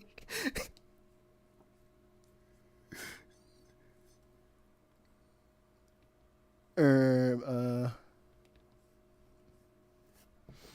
my exams are off for this year. Ah, congratulations of going through your exams, Stripu.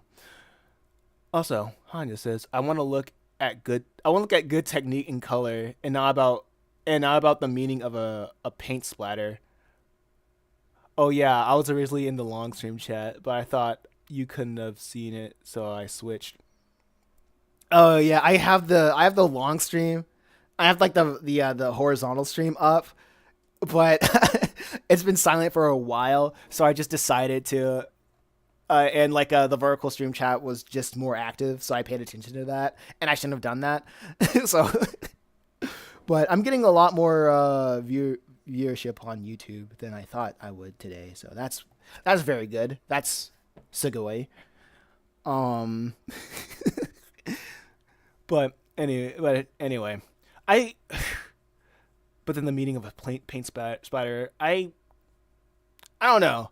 Ah man, actually, I don't want to be completely down in the dumps, but modern art just feels like money laundering to me, for real. Because I know people have fun making abstract art. I think abstract art is just a psyop. Personally, that's my opinion. And I make low art, low value comic art. That's just my opinion. But a lot of abstract art, it's good if you're trying to relieve emotion. But I think people found value in abstract art uh, because they would see it in museums and the museums, and it was mostly they hired an artist to make anything for they hired an artist to make anything for like $1,000 or like hundreds of thousands of dollars. And what they would do, they would hire an art appraiser and say, "Oh yeah, this money costs. This money costs. The value of this dollar is, nah." But they would say the value of this painting is X, Y, and Z. So the common everyday people would think it's more valuable than it is because an art appraiser was paid to say that it costs more than it is, so that the guy with the money that paid for everything can donate it to the museum, the art museum, and then write it off as a tax write-off. So as a way to like get it out of paying taxes. And and don't get me wrong, I'm not a hater of people avoiding their taxes, because like the people who are in charge of the taxes, they're the most corrupted individuals that redacted. But you get the idea. So I think it is a very strange time and place in the world that we live in. Oh yeah, but it is what it is. It's my little opinion. So I'm thinking about streaming Persona on YouTube again. If anybody's interested in that. For a while I was just streaming it on my Twitch.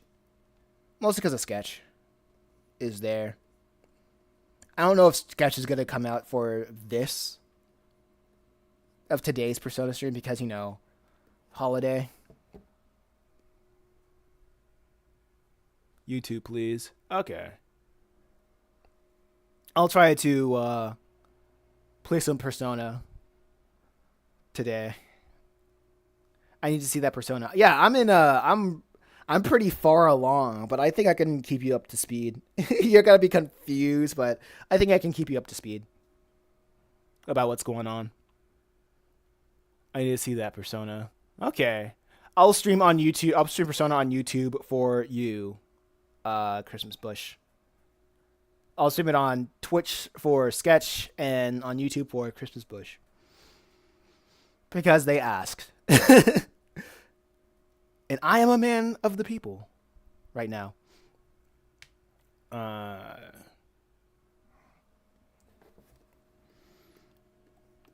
Oh yeah, I think what you missed so far in Persona is that I took down Kamoshida.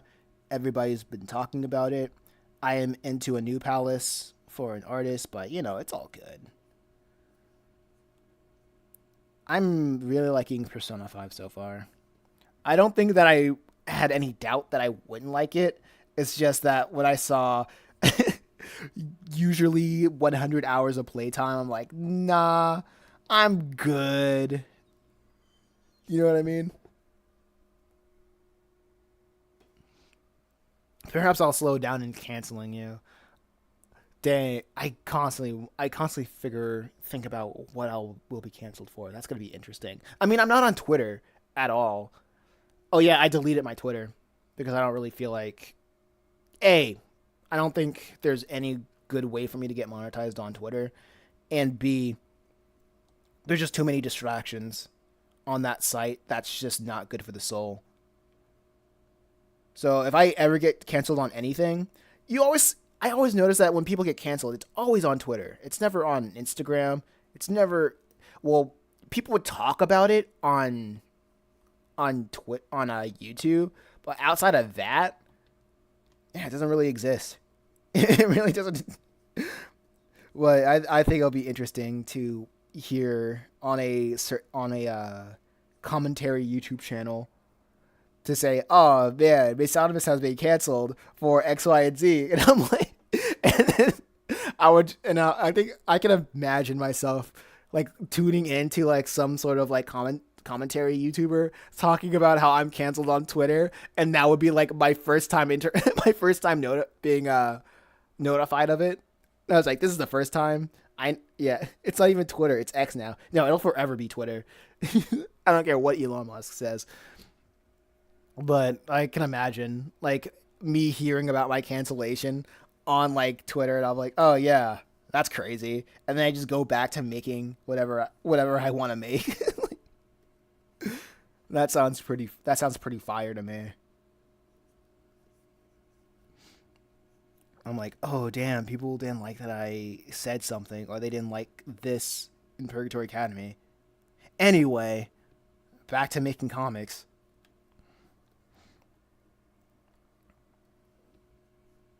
That sounds funny.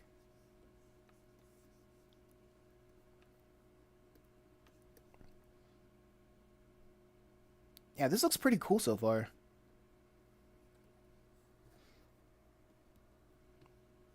I think I'm gonna do the Persona live stream on the horizontal, on like the horizontal live stream, and not on and not on the vertical live streams. I like your art style. Thank you. I try to switch up the art style for every comic. I think with this one, my friend, my co-writer, said that he wanted like a Jujutsu Kaisen esque feel. So think I read a couple chapters and I was like, okay, I can try to imitate this. And I tried to imitate it, but then I just went to do my own thing.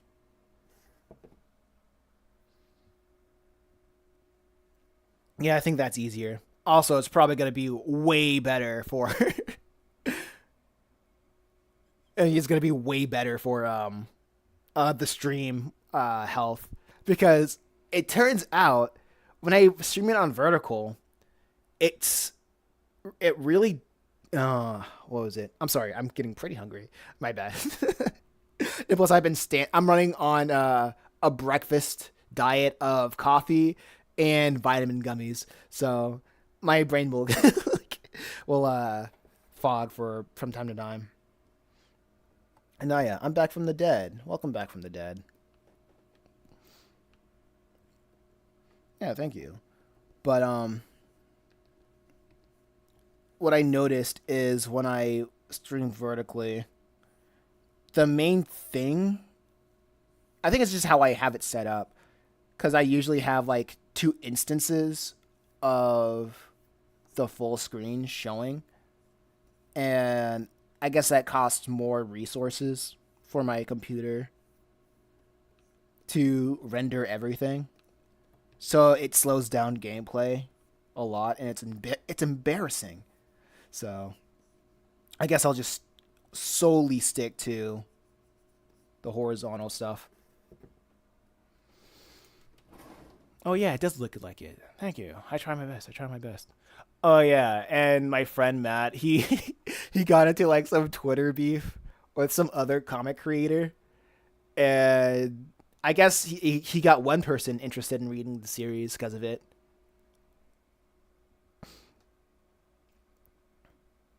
Also, good for you for completing your exam, Stripu. And my sister did her guess segs last year, and it was very stressful for her. Success. Don't know what that is, but that was great.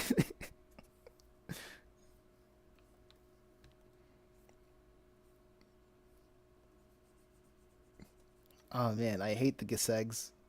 It's a stressful time for everybody. Okay. It's now. Oh, Hanya. It's now 253 subs. That was fast. Wait. 253? Oh yeah, 453. Let's go. We're making it to monetization with this one, guys. Oh, my exams are off because like political issues in my country. Be ungovernable.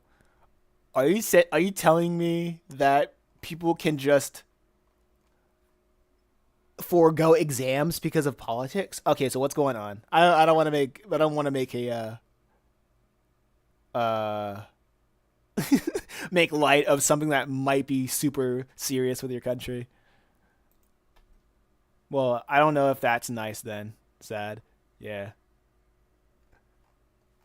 There might be something seriously going on with the political stuff. About some law. Ah, okay.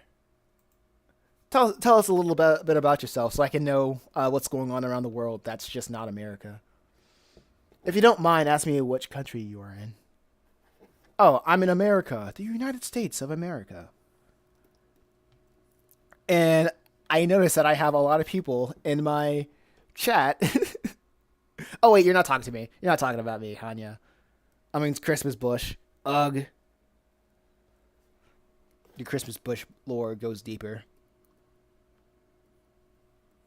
Oh snap! Viewer lore.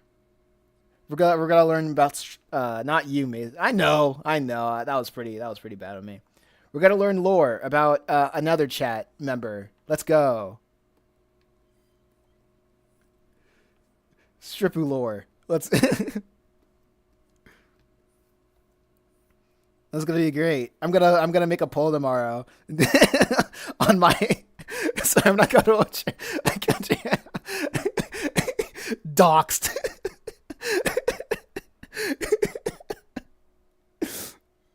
I'm gonna make a poll of my stream. Be like, what was it? Comment which commenter has the best lore. Okay, I don't mind.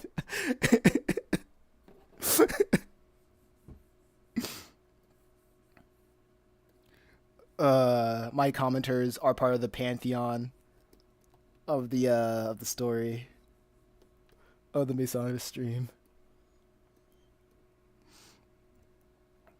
If you don't feel like comfortable with disclosing, that's fine. That's great.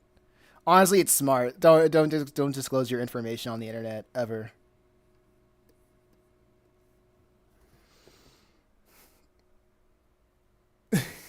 Guys, I know he lives in Minnesota or whatever it's called in America. Medinsona. Medinsona.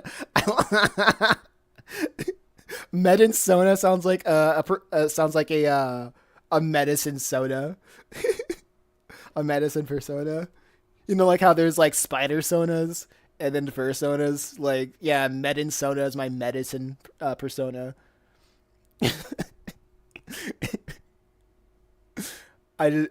It just restricts a lot of stuff. Basically, the government leads with selfish reasons instead of thinking about the people, what the people think. Yeah, that's terrible. That's crazy. I'm sorry about that.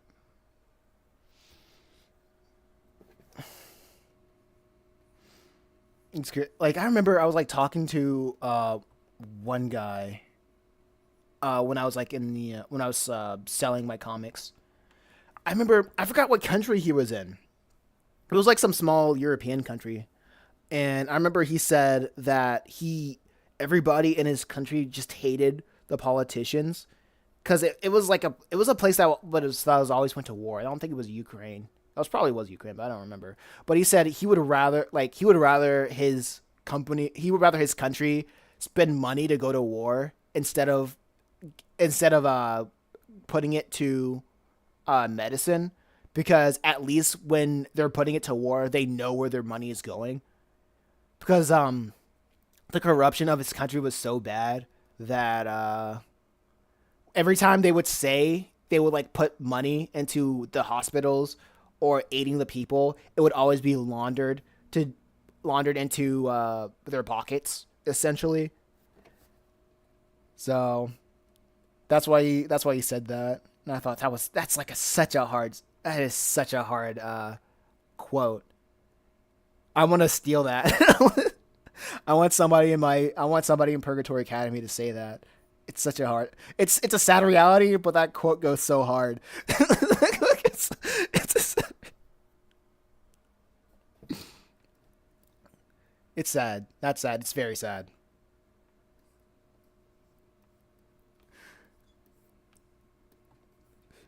But I wish I remember. He had a really cool name. I remember he had a really cool name, but I think it was either Bear or like Red in his native language. But man, yeah, he was a really cool guy. We were just chopping it up, and I remember we were just chopping it up talking about politics, and he said that his government was corrupt, and I was like, isn't that government, isn't that like country part of the UN? And he was like, yeah, and I was like, that's why. It's like that's why. Oh man. That's why. Okay, so that's why I know it wasn't Ukraine, because it was actually part of the UN. But I knew it was like some European country, smaller European country. So I don't know. It's really interesting finding just talking like a lot. It's cool. It's very interesting. Every time I talk politics to people, they are very more people are more reasonable than what the internet will lead you to believe. Honestly, maybe it's just because I like the state that I live in, or like where my geographic, where people are just generally agreeable. But every time I like just talk to politics about with somebody, they're very like, oh yeah, I totally get it, or they're really they're really verbose. They know how to like talk with people that disagree, or they just don't force their opinion on other people while disagreeing respectfully, you know?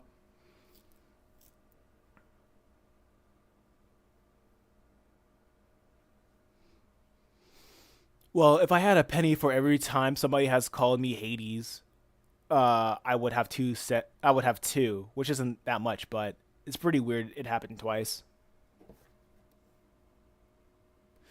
Hades, what is that all about? I'm gonna draw this background. Um, my name isn't even close to that. Oh yeah,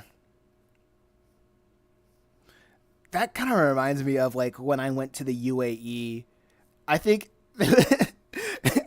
every time I went to the UAE, I was like traveling with my mom, and everybody thought my mom was my wife, and I was like, "This is weird." And like, it's like, oh, you're getting canceled by half the world right now. Awesome. That's what I'm talking about.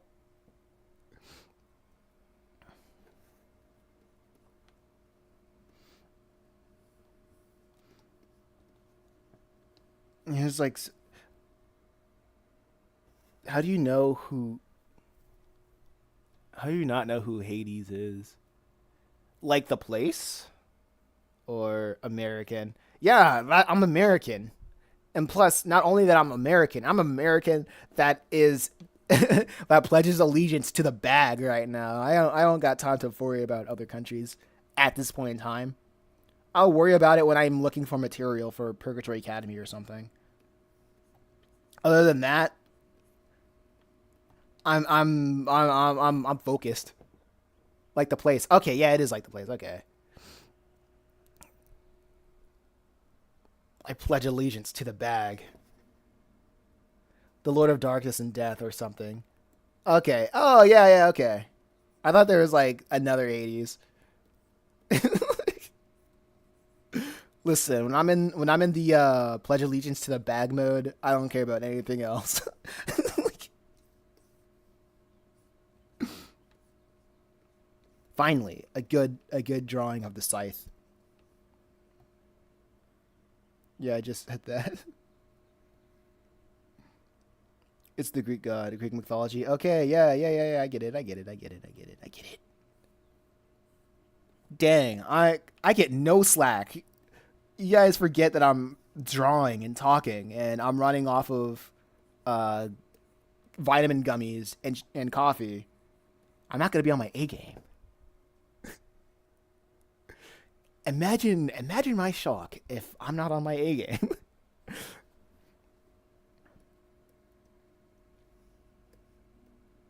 Okay, this is looking pretty good. Aren't you the guy who studies mythology for your comics? I'm not in research mode right now. I'm in art mode. I know what Hades is, who Hades is. I'm just not in research mode. When I'm in research mode, that's when you can talk to me about that kind of stuff. When I'm not, I'm like, okay, whatever. I'm in art mode. I'm in like I'm in what's the word? Entertainment mode. I know what Hades is. You don't have to keep trying to embarrass me. I'm good. Let me take a swig of water.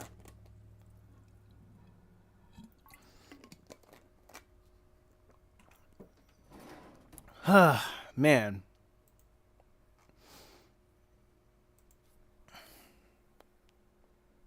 Maybe it's because I'm feeling a bit dehydrated. I needed to drink some water.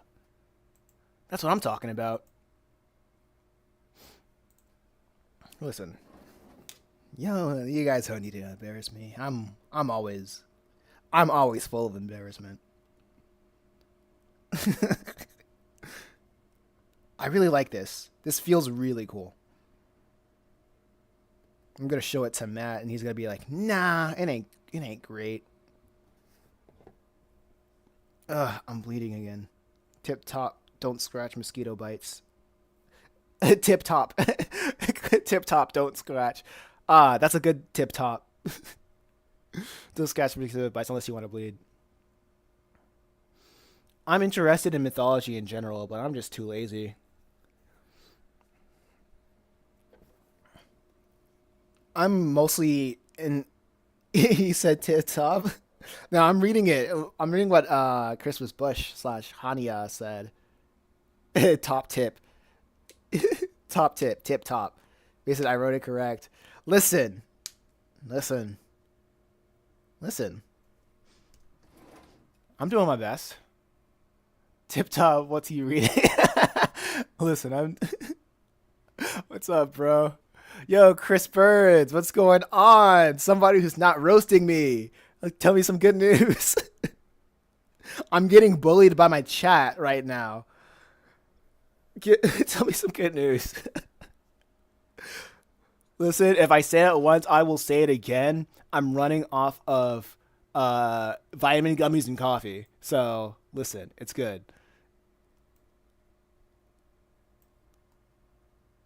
I'm doing my best. And nobody is giving me the credit I deserve. No, just kidding. What's going on here? Oh, wait, nope, that's the wrong thing.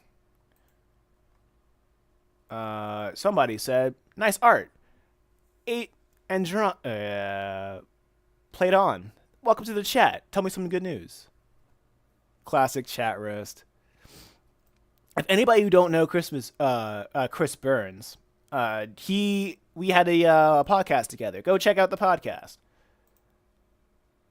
And he also provided the little animated loop that I showed throughout the podcast episode. He did that all himself, and it's really cool. So give his manga some love. Let's see if I can find the right. No, I don't want that. I'm trying to find browser like Is this it? Yeah, here we go. I keep clicking on the wrong thing down here. I'm putting up something for the vertical live audience to see, so they don't think I'm talking to nobody.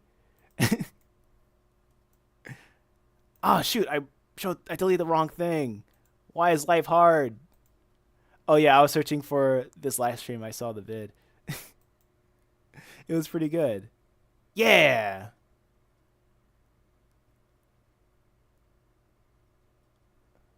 Wait a second. Is this it? Yeah, there we go. There we go. I found it.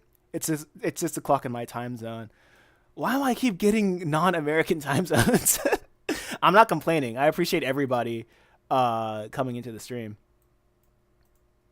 I'm gonna make sure that this is probably readable.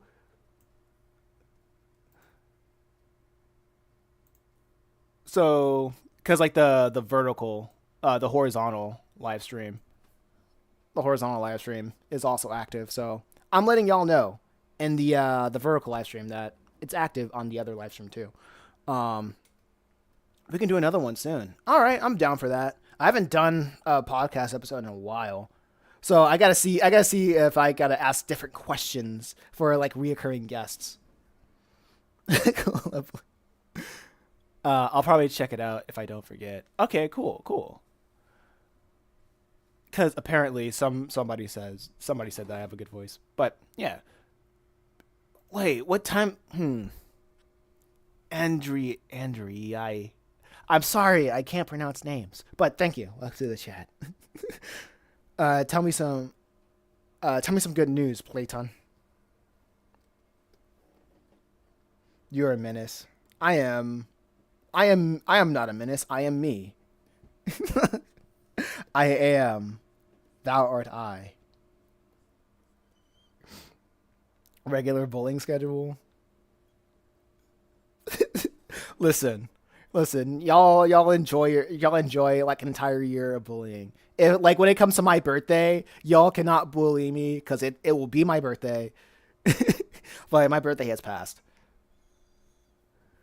Been doing this constantly for 5 months. I'm the only one now. I mean, it was popping like a couple hours ago. But I'm looking at both chats. I'm talking to the people in the horizontal as well as the vertical chat. So you're good. You're not alone. You still have me. I'm in 2 places at once. I can multitask. Oh yeah, and I'm also standing, so that also costs a little bit of energy on my part. But it's fun. We got 30 more minutes in the live stream. So after this 30 minutes, I'm going to eat food, and then for an hour, probably go on a walk, and then come back and stream Persona for 3 hours. And then after that, holy shit, I'm new. Yeah, I mean, like I've been doing. I'm gonna go. Keep it up. Thank you, Playton. You'll see me again. Why are you still standing? Because it's good for you. Standing for 3 hours is good for you, and I will not let anybody tell me otherwise. Bro, sit down. I will sit down when I play Persona for the next 2 hours. For like in 2 hours.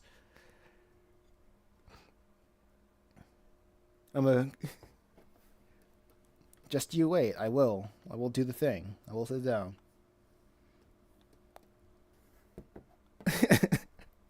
You guys worry too much. I will sit down. I will have food. I will do other things when the time is right. This is for my health and such.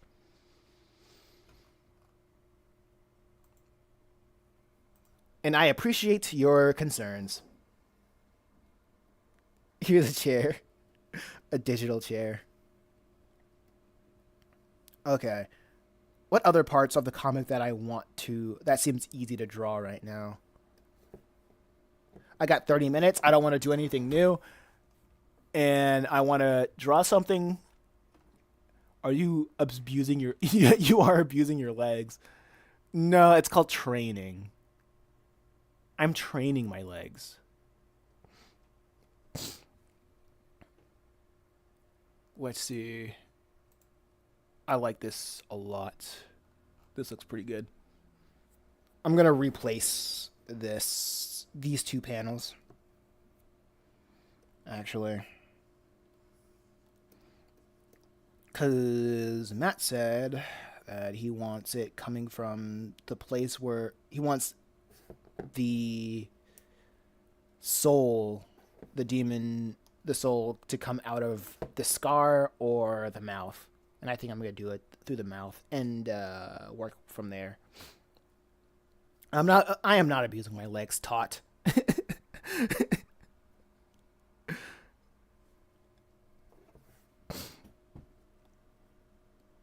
I'm finally having gummy bears. Oh yeah. Halal gummy bears. What makes something halal?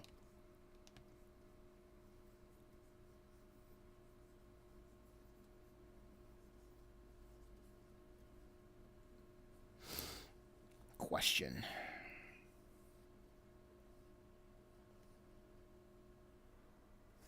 Man, I got 100 messages today with a restream chat. Let's go.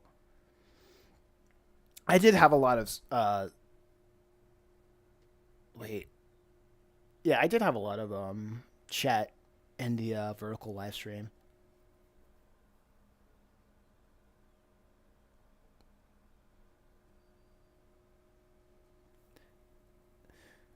If it isn't pig gelatin and a sweet, then it's halal. I'm a sub. Bye. Thank you so much for subbing. Thank you so much for subbing, Playton. Watch out for future streams. I will stream again in the future.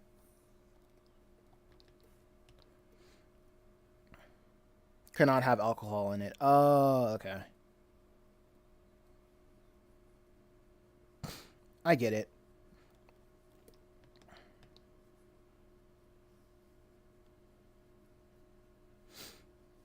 Halal cannot have pig or alcohol.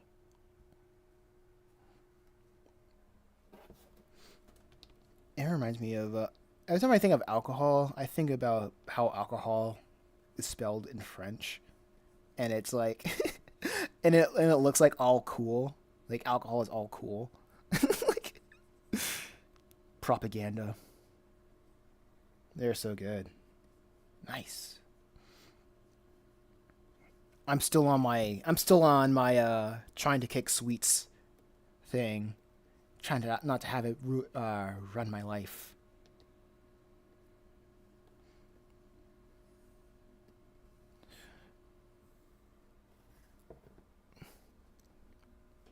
We were Oh wait, in my school they used to have horrible gummy bears, and everybody was making up lies that it was made of, mostly humanly disgustingly things that we can think of. We were like kids, so that type of thing happened a lot. That's that reminds me of every time somebody was tardy during class, or just late, or just didn't show up for a class. Like the running joke is like, "Oh yeah, that guy died." Like, I think that's a funny thing kids do. Like they would just say like the most out of pocket things, and they're like, "Oh yeah, that's funny."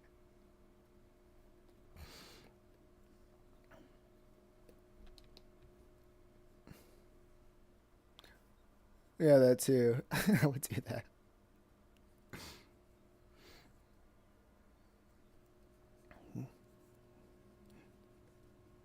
Kids are so out of pocket. But let me think. Oh yeah, 84 views on the live stream. That's pretty good. Oh yeah, we would have classmates that would always break his bones, and he's late in every class, so we all just assume the worst. That's crazy.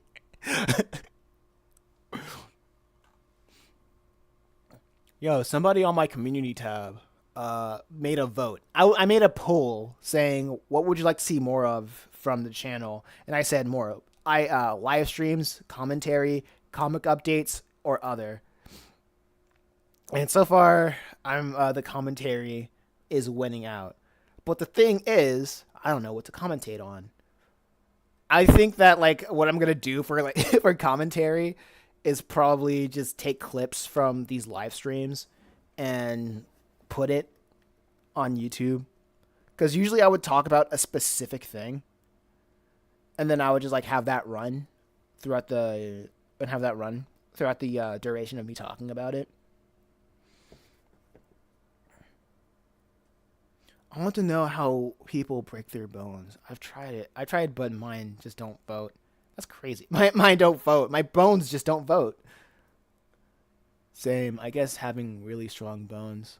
I've always get injured as a kid, so I wouldn't have to go to school. Now you guys are crazy.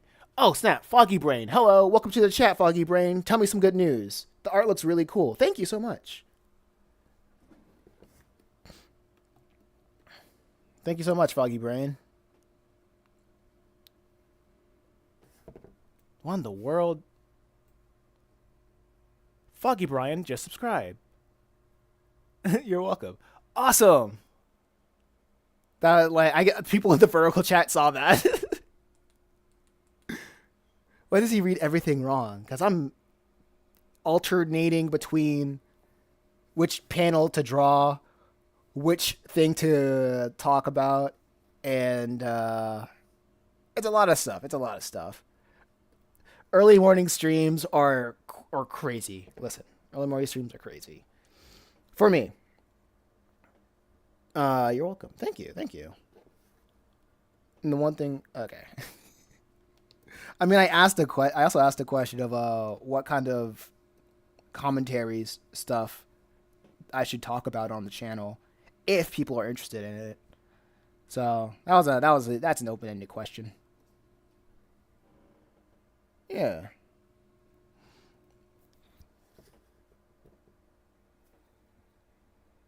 Yeah. Yep. And the only thing I got sent to the hospital was for my cornea. Oh yeah. If you guys don't think I can read, if you guys think I can't read, then you're gonna enjoy the Persona streams. That's a lot of reading, and that's a lot of misusing words. Like, I don't know anything and everything possible to do with the brain. Okay.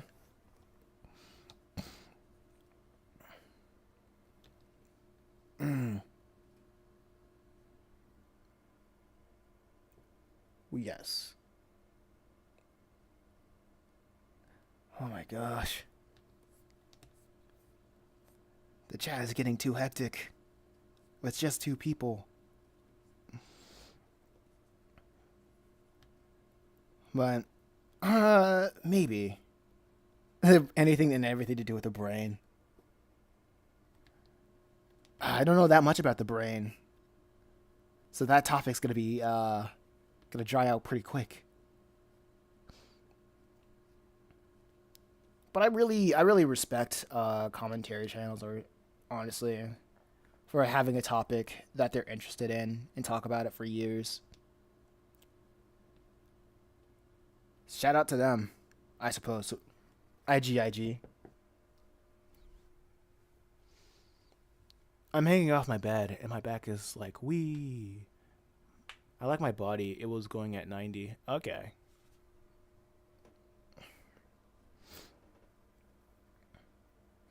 The most fond memory of the hospital was when my mom had my little sister and she came out looking like a raisin. That's crazy. Do all babies come out looking like raisins? Probably. I mean, when you're inside, it's like being in a bath. Like, I guess being developed and being a developing baby is like being in a bathtub for like 9 months. So I can imagine. KZH, Kizza. Hey, I'm back. Welcome back, Kizza. You better have good news to tell me. Also, if I was to make commentary videos, what would be my topic?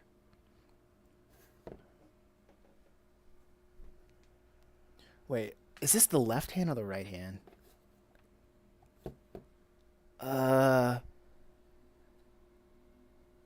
Yeah, that's the right hand. Chicken nuggets flying. Good news, you say? There are two conversations going in two different chats. Like, I'll let y'all spit about your childhood traumas in the horizontal chat.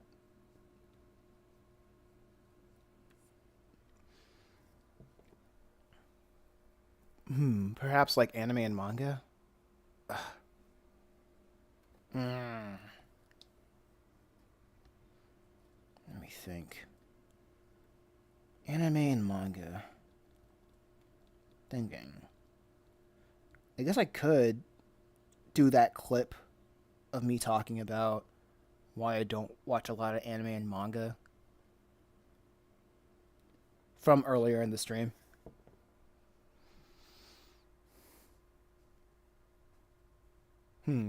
Foggy Brian says, I almost broke my tailbone from falling 6 feet off a swing at 10 or 9. Dang, all these kids nearly all these stories makes me really believe about the child the child mortality rates. You guys are reckless.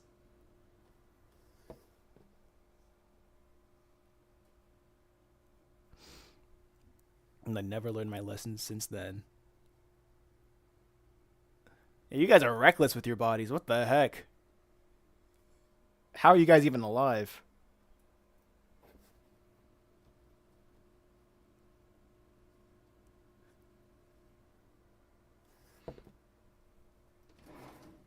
One of my classmates has 13 siblings.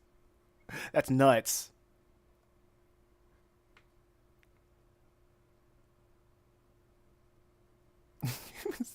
I can't even stand my 6 other siblings. You got 6 siblings? Insane.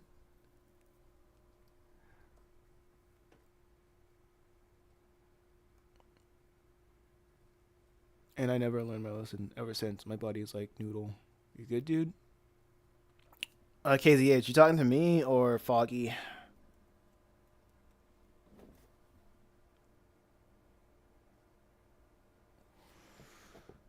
Okay, Foggy. That's cool. We adapt, overcome, and eat our struggles based in SMH. He nut. Okay, Froggy, you can chill out. You can chill out with that. I meant Americans these days. Well, Americans are pretty interesting. We have our Floridans. They are pretty daring.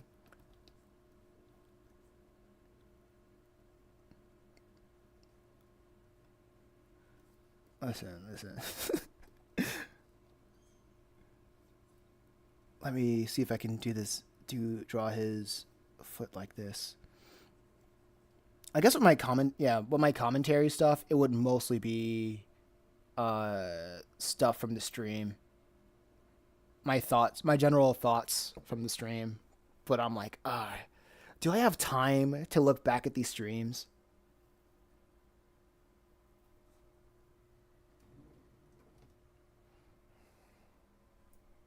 Nah, maybe not. Maybe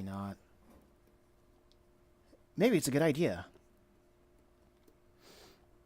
But that's for future conversation.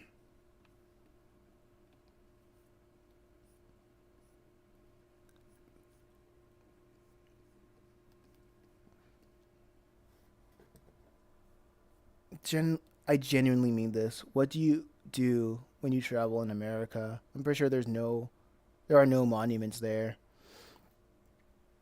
I mean, honestly, I guess the best way to think about America, well, not the best way to think about America. I think there's always something to do in a state, but America's usually like split into like seven different nations. Honestly, you got the Bible Belt, you got the South, you got the Midwest, you got like all these different parts of America, and they like everything has like their own culture under the umbrella that is America. Like, do you only visit the Statue of Liberty? We have a lot of beaches, we have a lot of mountains, we have like a lot of the main reason why people in America, they don't really care about the other parts in the world, because America has a little bit of everything that the world has to offer. Honestly, I would like to move to America in the future. America has literally almost a little bit of everything. So, and plus you would also have like people in like have people in some states that just never leave, that would just never leave their state because it's just cool. It's just fine.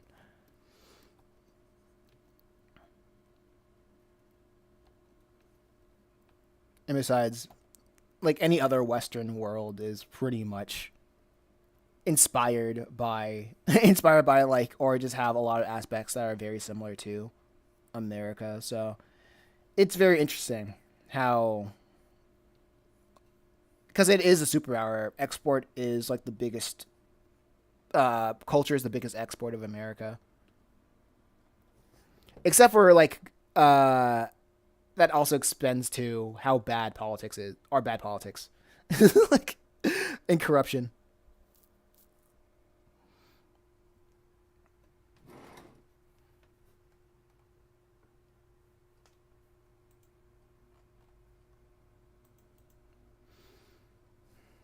Maybe me too, as I might be a doctor, so they might get paid.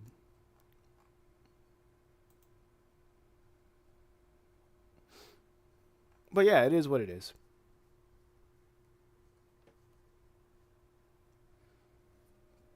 I think that's a good idea for me. I'm trying to go for maybe wait, hold up. There's like only McDonald's and KFC and at least a few. Ah, man, I missed that one. Oh well. I'm also trying to learn like proportions and stuff. I guess that's more common there. The one thing that I've learned, the one thing that I've learned about like the arts and such is it'll break your heart, kid. Honestly, there are some things that you can go into when you're trying to do art, but getting into just entertainment in general, I don't recommend it for anybody. Because I remember when I was younger, I really wanted to be an animator, and then I realized being an animator is like being a foot soldier, and then as time went on, um, it became being like a creative has been more became more and more of a being an is more and more synonymous to being expendable. So, I think a way to make money of graphic design, of like doing like digital art, is probably like freelancing work, most likely, easy, and trying to build a brand, but you're also trying to like build a brand off of your talents and such. So I'm not the best person. I'm not the best person. I just know what I picked up. Hopefully, it will lead people. Hopefully, it will lead you to a direction, a good direction.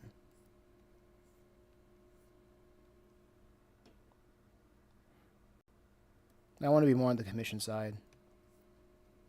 Okay. Trying to figure out.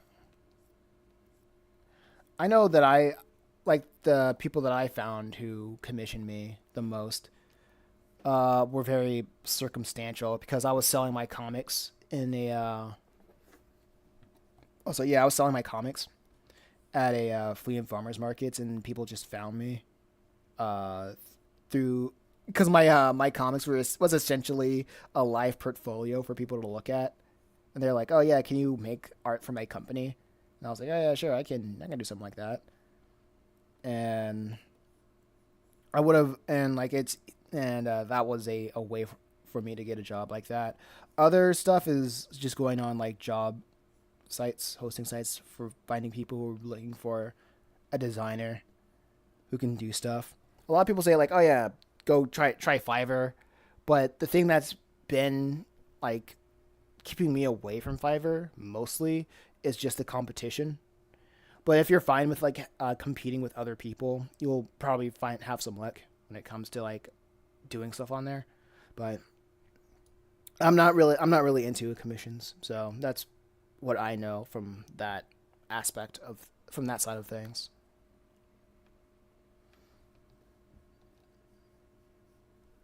honestly, as I grow older, the more I have a disdain for making art for other people. I like this page. It looks very dynamic. Thank you. Thank you. Yeah, my oldest sister does art for company logos and stuff, and she pretty much will basically be my art guardian or something like that. Yeah, it's really good. Thank you. Oh man, having an art guardian or just having somebody to just vouch for you or just a mentor in general, that's the word I'm trying to look for. That is something that I wish I had. Because I was like my family really don't really know about what I'm trying to do in the broad sense. Like even in the broad sense. So I just don't really have a mentor to do a lot of things. So it was a lot of trial and error. And when I actually got when I got commission jobs, it can be fun if the people you're working with are really cool. But honestly, it's annoying. Also, charge a lot. I think when you charge more, like when you charge less, people will value your art less. But the more you charge, they will value the art more. That's like the weird paradox of it, of like charging for your work. Because I made this one mistake of some people hitting me up, wanting me to make a sketch for their bike company, and I was like, this was like during I was getting back from Japan, and I was like super tired, and I was like, and I haven't had a commission in a while, so I was like, yeah, sure, whatever. And then I just agreed to like do some sketches for them for free essentially, and they were it was like the most annoying experience I had with like a client, because one post they didn't know what they want, and then another post I would send them something and they would have like paragraphs of tweaks, and then when I finished those tweaks, I would just get nothing. No reply. Like the last week I sent them, I just get nothing. No reply. And they just left me on red for like 10 days or something. And I didn't even discuss pay. I didn't even do anything. And another person that hit me up wanting to do art for them, I said, okay, this what you want me to do, I'll charge $90 for it. And he was like, yeah, that's cool. And I was like, all right. And then when I talked about payment, that was just it for that conversation. And I was like, all right, that's cool. I didn't really want to do it in the first place. And I didn't want to do it in the first place, and I got enough money to pay for rent for this month, so that's great. I'm not stressing. For now. That's really annoying. So, yeah, charge. Make sure you put your money first. And the people who are really serious about it, they'll nut up or shut up. Yeah, a lot of people take advantage of artist skills. Absolutely.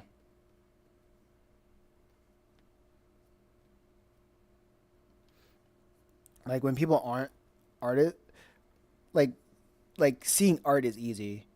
And honestly, I would rather people use like AI art than bother me. It's like I would rather them just like make some trash AI art instead of just bothering me for like days around days to make art for a brand that I don't care about, or bother somebody else, because I just don't care.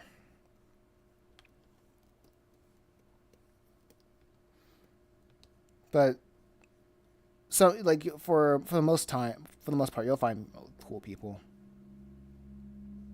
People who aren't serious, yeah. When you put up the dollar signs, then they'll flake off, and that's fine. That's completely fine. You'll have like most likely you'll have a worse experience like working with them if you forego the talk of payment than spending actual hell with them. and then wish for payment later.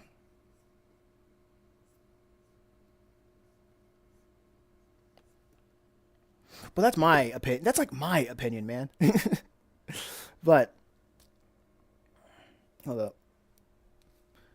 Yeah, I have been streaming for 3 hours around that time.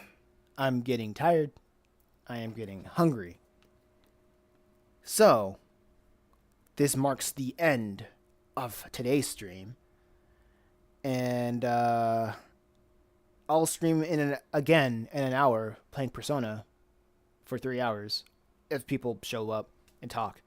So yeah, thanks for coming out.